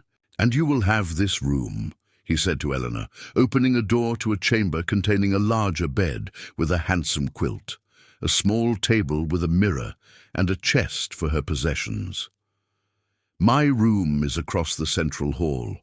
You will have privacy. The careful separation of their sleeping quarters underscored the provisional nature of their arrangement, allowing for propriety while they determined whether a deeper union would follow. As they settled into their new home, Eleanor was struck by how naturally Riverstone interacted with her daughters. He showed endless patience answering their curious questions, taught them simple Cherokee words with gentle correction, and treated each girl as an individual despite their identical appearance, something few adults managed. After the children were asleep that first night, Eleanor and Riverstone sat before the central hearth, the flickering fire casting warm light across their faces. A comfortable silence stretched between them until Riverstone spoke. Tomorrow is our winter ceremony, he said. A gathering where we give thanks for the harvest and prepare spiritually for the cold months ahead. Would you and your daughters like to attend? We would, Eleanor replied. Though I'm not familiar with your ceremonies, I wouldn't want to make mistakes that might offend. Riverstone's expression softened. White Dove will guide you. The important thing is not perfect, understanding of every element, but approaching with a respectful heart. He added another log to the fire. Your presence, your family's presence at the ceremony would be significant. It would signal to the community that you are not merely visitors, but becoming part of Fox Crossing. And is that how you see us? Eleanor asked, the intimate setting encouraging directness. As becoming part of your community? I see you as becoming part of its future, he replied thoughtfully. The world is changing, Eleanor. The old ways of complete separation between our peoples cannot continue. Those who can bridge both worlds will help their children navigate what comes next. His gaze met hers across the flickering light. Your daughters might be such bridges, with one foot in each world. The depth of his thinking impressed Eleanor once again. Riverstone was not merely attracted to her as a woman or valuing her healing skills. He saw their potential union as part of a larger adaptation his people needed to survive. And us, she asked softly. Is that how you see what's developing between us as well, as strategic? A rare smile transformed his stern features. The head may recognize strategy, Eleanor, but the heart has its own wisdom. He touched the turquoise necklace she now wore beneath her collar. I would not offer my wife's memory or my home to someone I merely saw as useful. The simple statement, delivered without flowery declarations or dramatic gestures, touched Eleanor deeply. Riverstone's straightforward honesty contrasted sharply with the practiced romantic phrases in Thomas Reynolds' letters, which now seemed hollow in retrospect. I've never been good at this, she admitted, gesturing vaguely between them. After the girl's father left, I focused entirely on survival and raising my daughters. I haven't allowed myself to think about companionship or... She hesitated. Love. Perhaps that is wise, Riverstone observed. The Cherokee believe that true connection grows from shared purpose and mutual respect, not just from the heart's quick flame. He added softly, We have time, Eleanor. Winter is long in these hills. The next morning brought preparations for the winter ceremony. White Dove arrived early to help Eleanor and the quadruplets dress appropriately. For the girls, she brought simple dresses with traditional beadwork at the collars.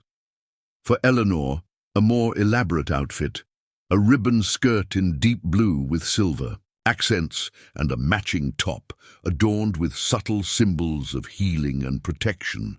These belong to my youngest daughter, White Dove explained, as she helped Eleanor arrange her hair in a style appropriate for the ceremony. She moved to the Western Cherokee lands with her husband's family years ago. They would honor her to see them worn again. They're beautiful, Eleanor said, touched by the loan of such personal items. I'll treat them with great care. White Dove's weathered hands stilled on Eleanor's shoulder. You should know, she said carefully. There will be those watching. You closely today.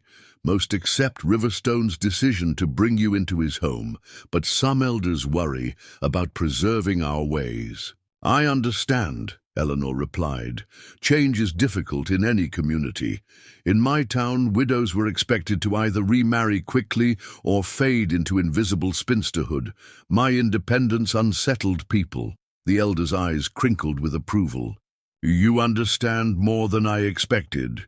She resumed arranging Eleanor's hair. Show respect for the ceremony, but do not try to be Cherokee in all things. Authenticity matters more than perfect imitation. As they prepared to leave for the ceremonial grounds, a circular clearing near the council house, Eleanor felt a flutter of nervousness. This was her first public appearance as Riverstone's provisional partner. The first time the entire community would see them together as a potential family unit.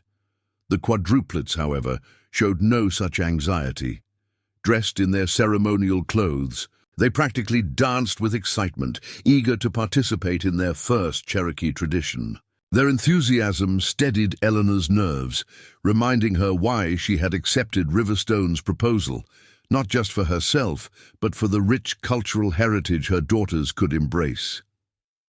Riverstone met them at the door, dressed in his own ceremonial attire, buckskin leggings and shirt adorned with symbolic beadwork, a magnificent eagle feather fan in his hand, his long hair braided with strips of red cloth denoting his leadership position. His eyes widened slightly at the sight of Eleanor in traditional dress, appreciation evident in his gaze. "You honor us by wearing these," he said simply.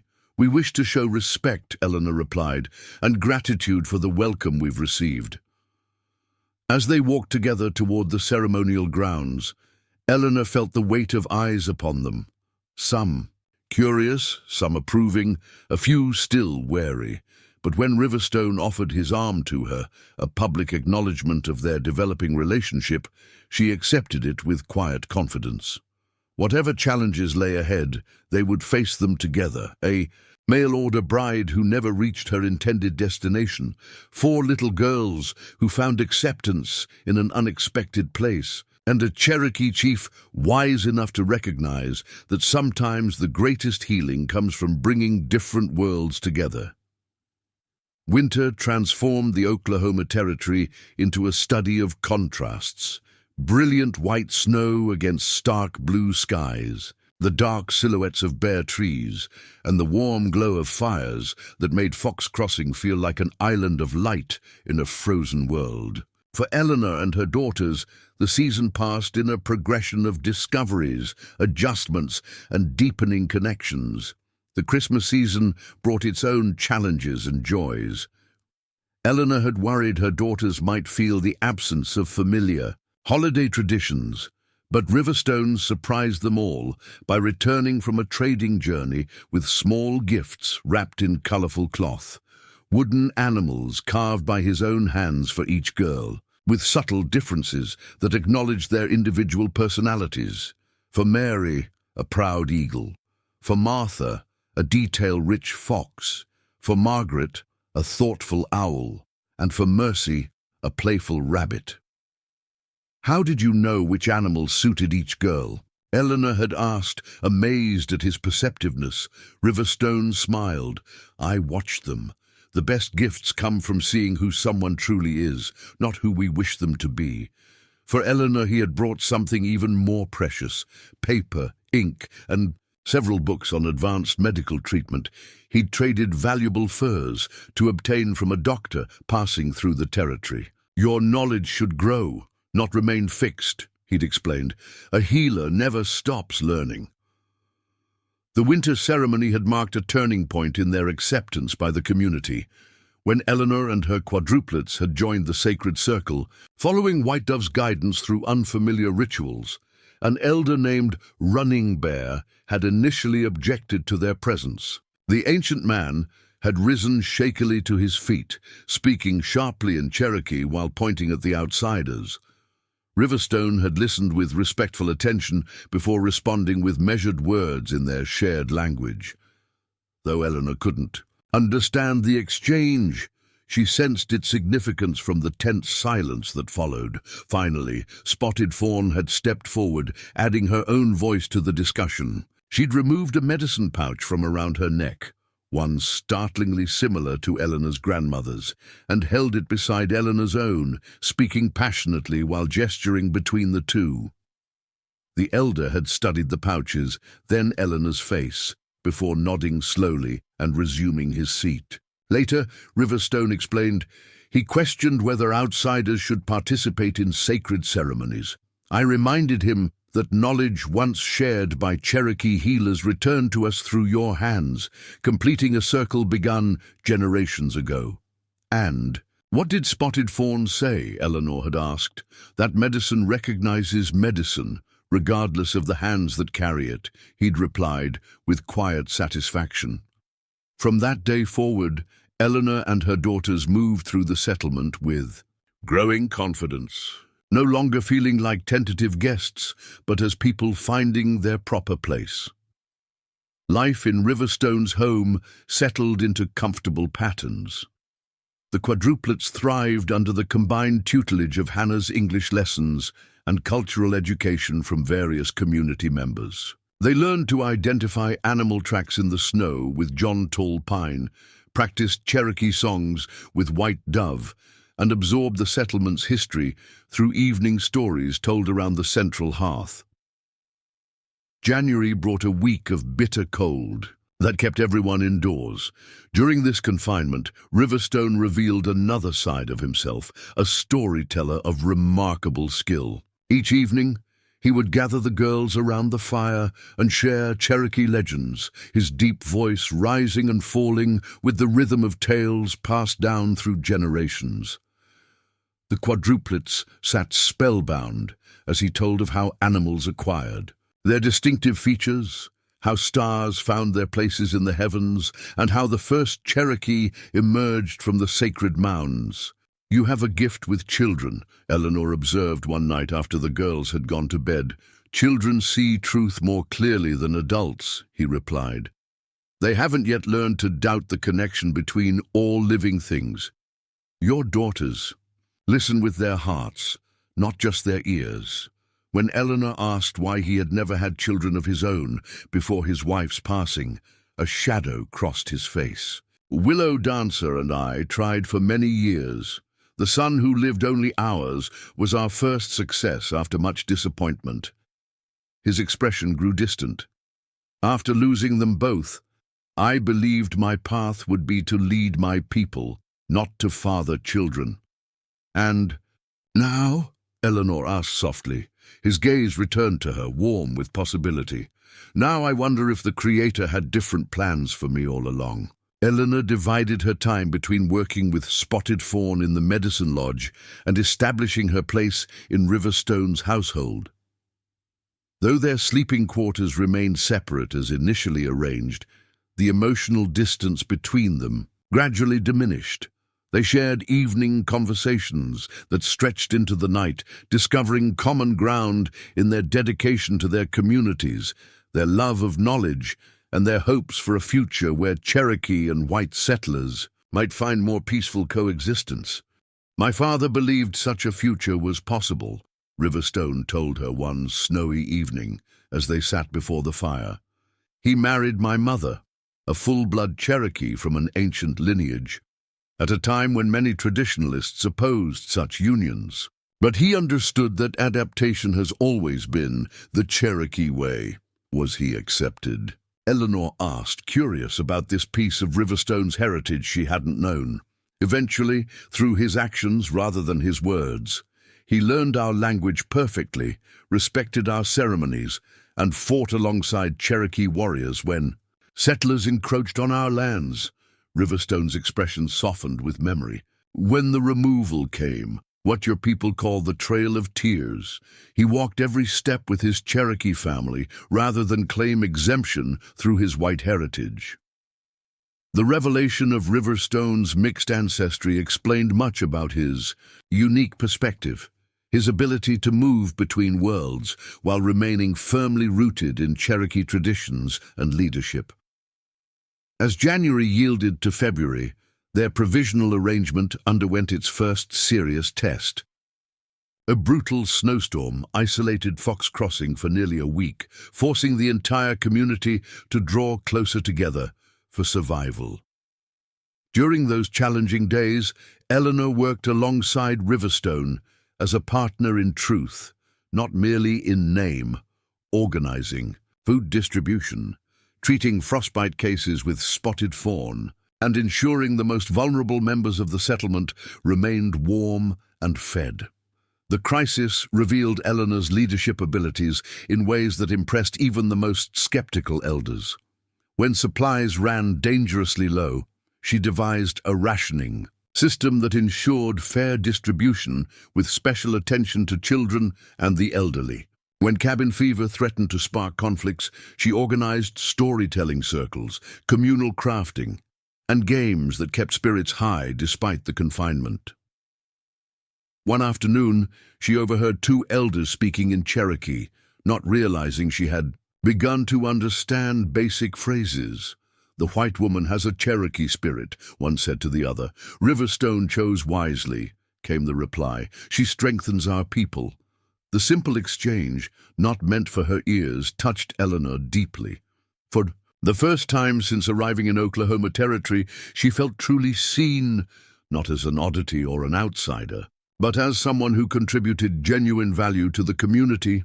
Late one night, after checking on an elderly couple whose roof had partially collapsed under the snow's weight, they returned exhausted to find White Dove had settled all 4 girls into a single bed to conserve warmth, the children sleeping peacefully in a tangle of identical limbs. "You should rest," Riverstone said, noticing Eleanor's fatigue.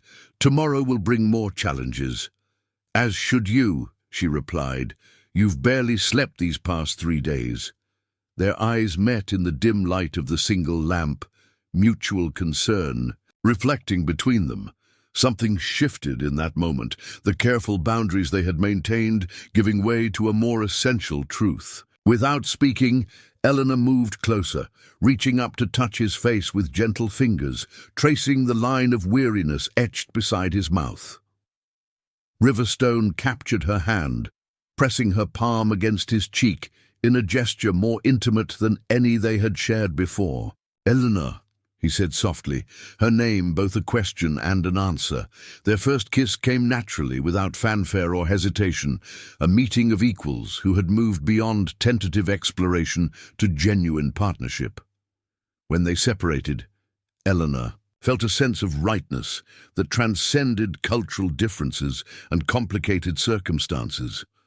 "I believe I'm falling in love with you, Samuel Riverstone," she whispered, the admission both frightening and freeing. "Not as an escape from hardship or a solution to practical problems, but for the man you are."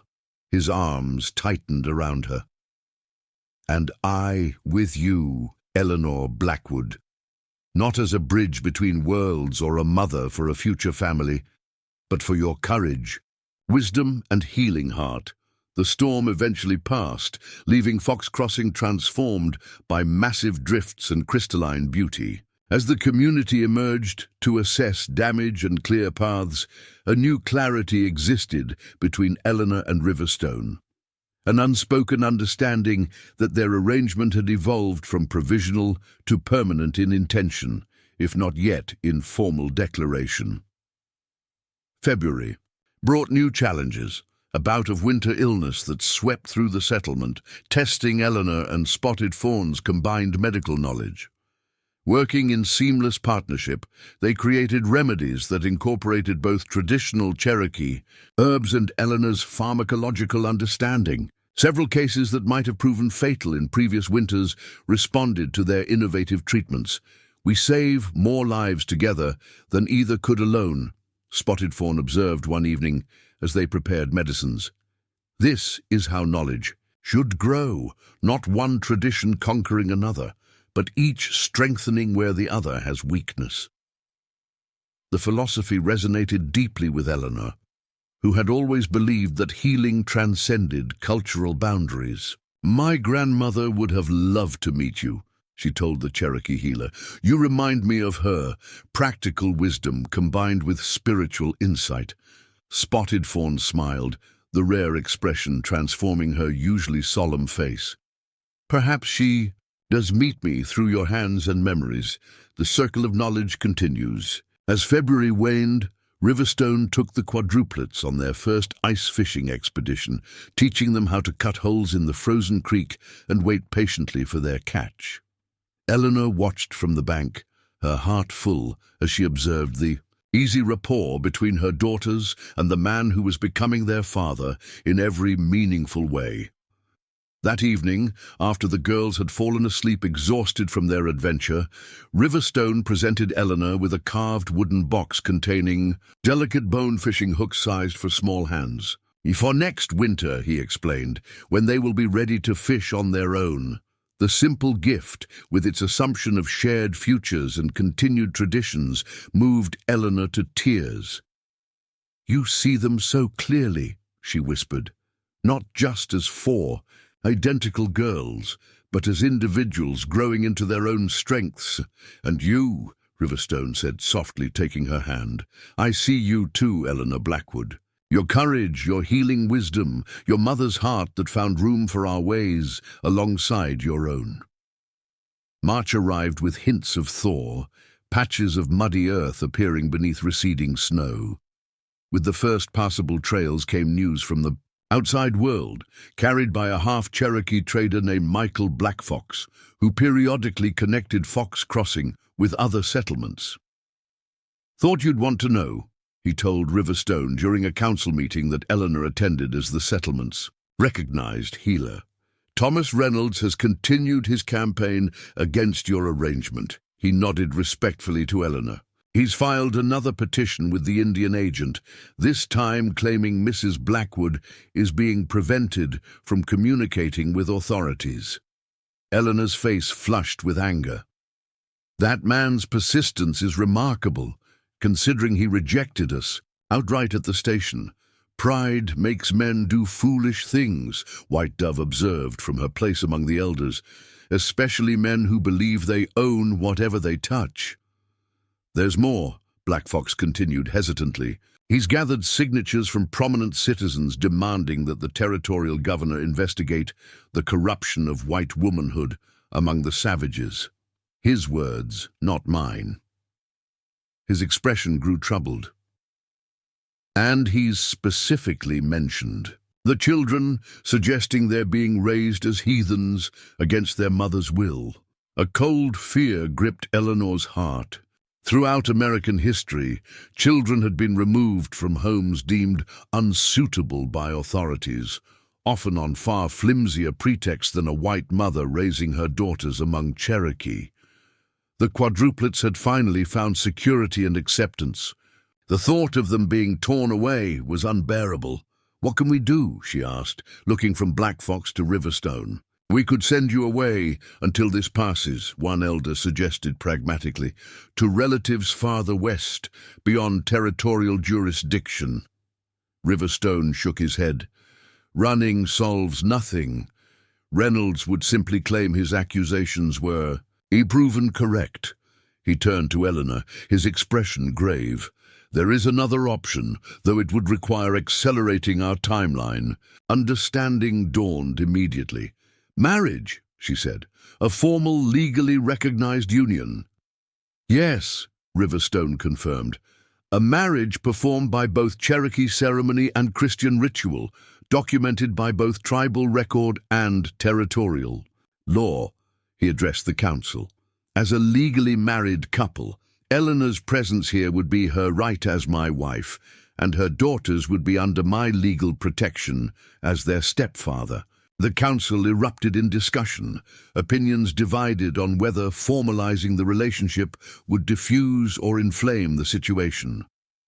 Eleanor listened to the debate, her mind racing through implications and possibilities, until she finally stood. "May I speak?" she requested, somewhat unconventionally for a woman in a traditional council. Riverstone nodded, silencing the others with a raised hand. "I came west as a mail-order bride, seeking security through marriage to a stranger," Eleanor began, her voice steady despite her racing heart. "Fate, or something wiser, intervened when Thomas Reynolds rejected us at the station. What I found, instead of that loveless arrangement, was a community that valued my skills, accepted my children, and offered us genuine belonging." She turned to face Riverstone directly. The question of marriage between us was already moving toward a natural conclusion. Reynolds' threats simply force us to answer it sooner. She took his hand openly before the council. "I would be honored to become your wife, Samuel, not from fear or necessity, but because these months have shown me your true character and heart." A murmur of approval rippled through the council, but Riverstone remained focused entirely on Eleanor. "Are you certain?" he asked quietly. "Marriage in haste." "This is not haste," she interrupted with gentle firmness. "It's recognition of what already exists between us." She squeezed his hand. "And practical protection for our family." 2 weeks later, on the first truly warm day of spring, Eleanor Blackwood became Eleanor Riverstone in a ceremony that embodied the bridging of cultures they represented. Reverend James Taylor, a missionary who maintained relatively respectful relations with the Cherokee, performed a Christian service in the morning. The Quadruplets participated as flower girls, solemnly carrying baskets of early spring blooms, their identical faces composed with the seriousness of children who understood they were part of something momentous. Eleanor wore a dress of ivory, cotton trimmed with Cherokee beadwork that Hannah and White Dove had worked on secretly for weeks, another symbol of the blended traditions she now embodied. Riverstone stood tall in a formal black suit, borrowed from Michael Blackfox, with traditional moccasins and a single eagle feather in his hat that signified his leadership position. When Reverend Taylor pronounced them husband and wife, Eleanor felt no hesitation as she looked into Riverstone's eyes. What had begun as a practical arrangement had blossomed into something neither of them had expected to find, a partnership of equals, a meeting of complementary strengths, and yes, a love that had grown naturally from shared purpose and mutual respect. In the afternoon, a traditional Cherokee wedding took place, Riverstone and Eleanor wrapped in a single blanket, sharing food from a common bowl, and receiving blessings from elders representing the four directions. White Dove presided with dignified joy, formally welcoming Eleanor and the Quadruplets into the Riverstone lineage and the broader Cherokee nation. The territorial authorities were notified through proper channels, marriage documents filed with both tribal records and the territorial registry. Eleanor wrote a clear statement declaring her free and willing consent to the marriage, her decision to raise her daughters within the Cherokee community, and her categorical rejection of Thomas Reynolds' claims.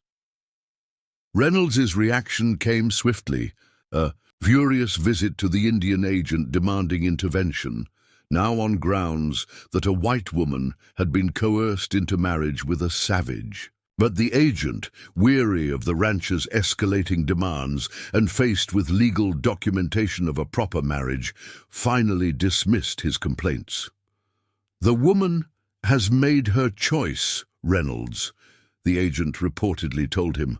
"Let it go before you make yourself a bigger fool." Whether the rancher would truly abandon his vendetta remained to be seen, but for the moment, Eleanor and her new family had secured legal protection against his most serious threats. Spring brought renewal to Fox Crossing, fresh growth pushing. Through soil warmed by lengthening days, gardens planted with seeds saved from the previous harvest, and children ranging farther as snowmelt revealed the land's awaking bounty. For Eleanor, the season marked a personal blossoming as well. The provisional arrangement that had begun as winter shelter had transformed into a genuine family, the Quadruplets now called Riverstone Father, with natural ease, absorbing Cherokee traditions alongside English education, their identical exteriors housing increasingly distinct personalities shaped by diverse influences and experiences. The first time Mercy had called Riverstone Father, shortly after the wedding, his stoic composure had momentarily shattered. Eleanor had watched, her heart full, as he knelt to the little girl's level, his voice thick with emotion as he replied, "I am honored to be your father, little one." Later that night, he confessed to Eleanor, "I had resigned myself to leading our people, but never having children of my own. To suddenly have 4 daughters, it feels like a gift I don't deserve." "Perhaps," Eleanor had suggested, "it's exactly what you deserve, a family as remarkable and resilient as you are." Their marriage brought changes to Riverstone's home as well. Eleanor's feminine influence softened the previously austere dwelling, with small touches, wildflower arrangements, colorful woven throws, children's artwork displayed proudly on walls. Riverstone added a workshop space where Eleanor could prepare medicines without traveling to the medicine lodge in inclement weather, and built 4 individual sleeping platforms for the Quadruplets as they outgrew sharing space and sought to establish their identities. Eleanor's healing practice flourished as she and Spotted Fawn developed new remedies combining traditions, their partnership drawing patients from both Cherokee settlements and distant homesteads willing to seek help across cultural boundaries. Word spread of the white medicine woman of Fox Crossing, whose knowledge bridged worlds and whose hands carried healing regardless of a patient's origins. Their peaceful existence faced one final test in early summer, when Thomas Reynolds made a last, desperate attempt to disrupt their life. He arrived at Fox Crossing unannounced, accompanied by 3 hired men with rifles, demanding to see Eleanor and claiming he had evidence she was being held against her will. The confrontation might have turned violent if not for Riverstone's measured response. Rather than meeting threat with threat, he invited Reynolds into the council house to present his grievances formally before the elders and Eleanor herself. If you truly believe she is captive, hear her speak freely before witnesses. Riverstone challenged, his calm authority making Reynolds appear foolish and overwrought in comparison. When Eleanor entered the council house, she carried herself with the dignity of a woman fully comfortable in her position. The quadruplets remained safely, with White Dove unaware of the potential danger. "Mr. Reynolds," Eleanor addressed him directly, "your persistence borders on obsession. I rejected your rejection months ago. I have married according to both Cherokee tradition and territorial law. My daughters are thriving. Your continued interference serves no purpose except to satisfy your wounded pride." Reynolds' face flushed with anger. "You can't possibly prefer living among savages to a proper life with your own kind." "My kind, Mr. Reynolds, are people who value healing, community, and family above property and appearances."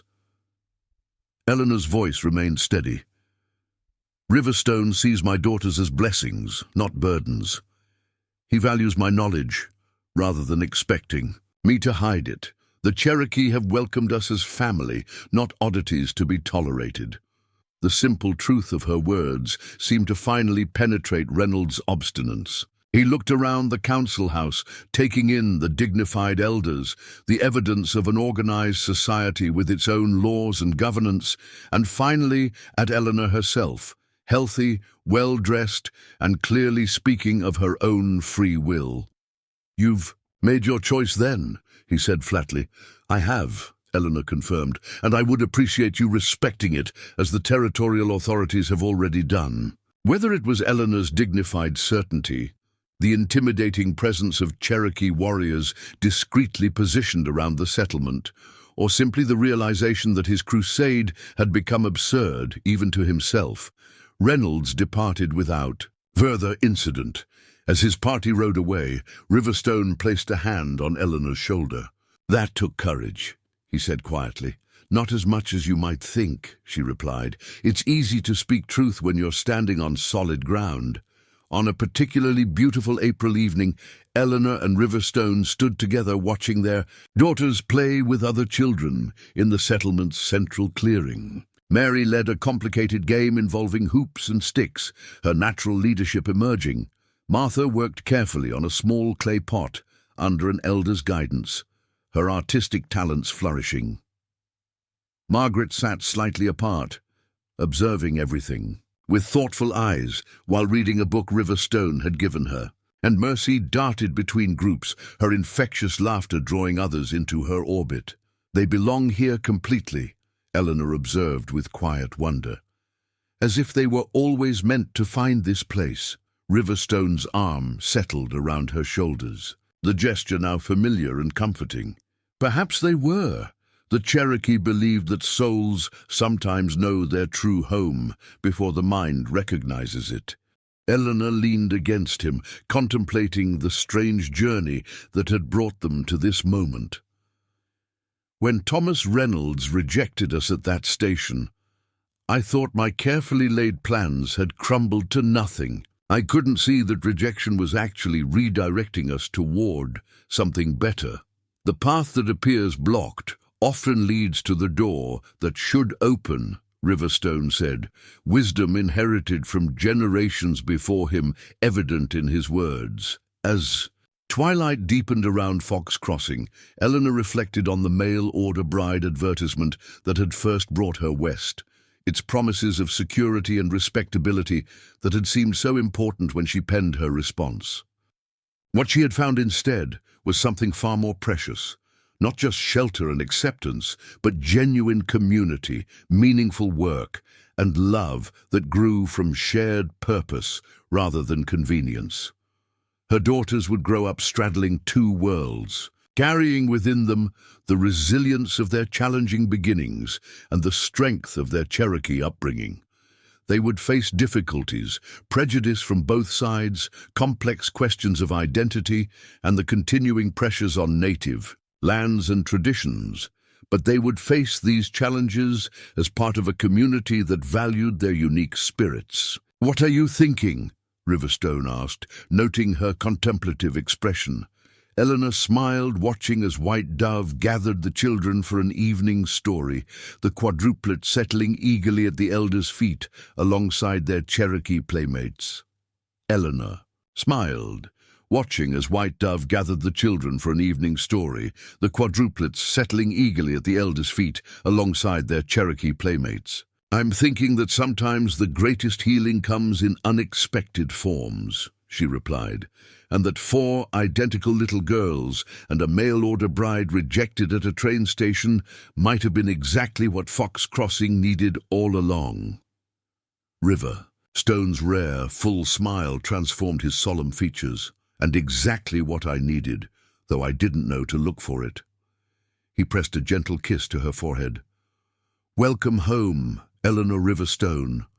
May your healing touch continue to mend what was broken in our people, in your daughters, and in my heart." Later that night, after the girls were asleep, Eleanor sat at the small desk Riverstone had built for her, writing in the journal she had maintained since their arrival. Her entries had evolved from anxious questions about their uncertain future to reflections on the life they had built together. "1 year ago today," she wrote, "I boarded a train in Pennsylvania, clutching 4 tired little girls and a mail-order bride advertisement that promised security and respectability. I believed salvation lay in conforming to expectations, finding a man who would tolerate my circumstances in exchange for my domestic services." She paused, dipping her pen in ink before continuing. "Instead, I found a man who sees my differences, has strengths my daughters as blessings, and my healing work as a calling. I found a community where 4 identical girls can develop as individuals while still sharing an unbreakable bond. I found purpose that extends beyond mere survival. The greatest irony," she added, "is that Thomas Reynolds' rejection, which felt like disaster at the time, was actually the moment our true path opened before us. Sometimes the closed door is the greatest blessing of all." When she finished writing, Eleanor joined Riverstone on the porch, where he sat watching the moon rise over Fox Crossing. He lifted his arm, and she settled against him, their bodies fitting together with the comfortable familiarity of those who have found their rightful place beside each other. "What will you teach the girls tomorrow?" she asked, knowing he had planned a special outing. "How to find medicine plants in the high meadow," he replied. "They're old enough now to learn which leaves heal and which harm." He chuckled softly. "Though I suspect they'll teach me as much as I teach them. Your daughters have keen eyes and quick minds." "Our daughters," Eleanor corrected gently. Riverstone's arm tightened around her. "Our daughters," he agreed, the simple acknowledgement containing worlds of meaning. As stars appeared in the darkening sky above them, Eleanor silently thanked whatever fate, providence, or ancestral wisdom had guided her to this unexpected destination, not as a mail-order bride to a stranger, but as a healer, mother, and beloved partner in a world where her true gifts could flourish. Sometimes, she reflected, the path we fear most leads us exactly where we're meant to be. Up next, you've got 2 more standout stories right on your screen. If this one hit the mark, you won't want to pass these up. Just click and check them out. And don't forget to like, subscribe, and turn on the notification bell so you don't miss any upload from us.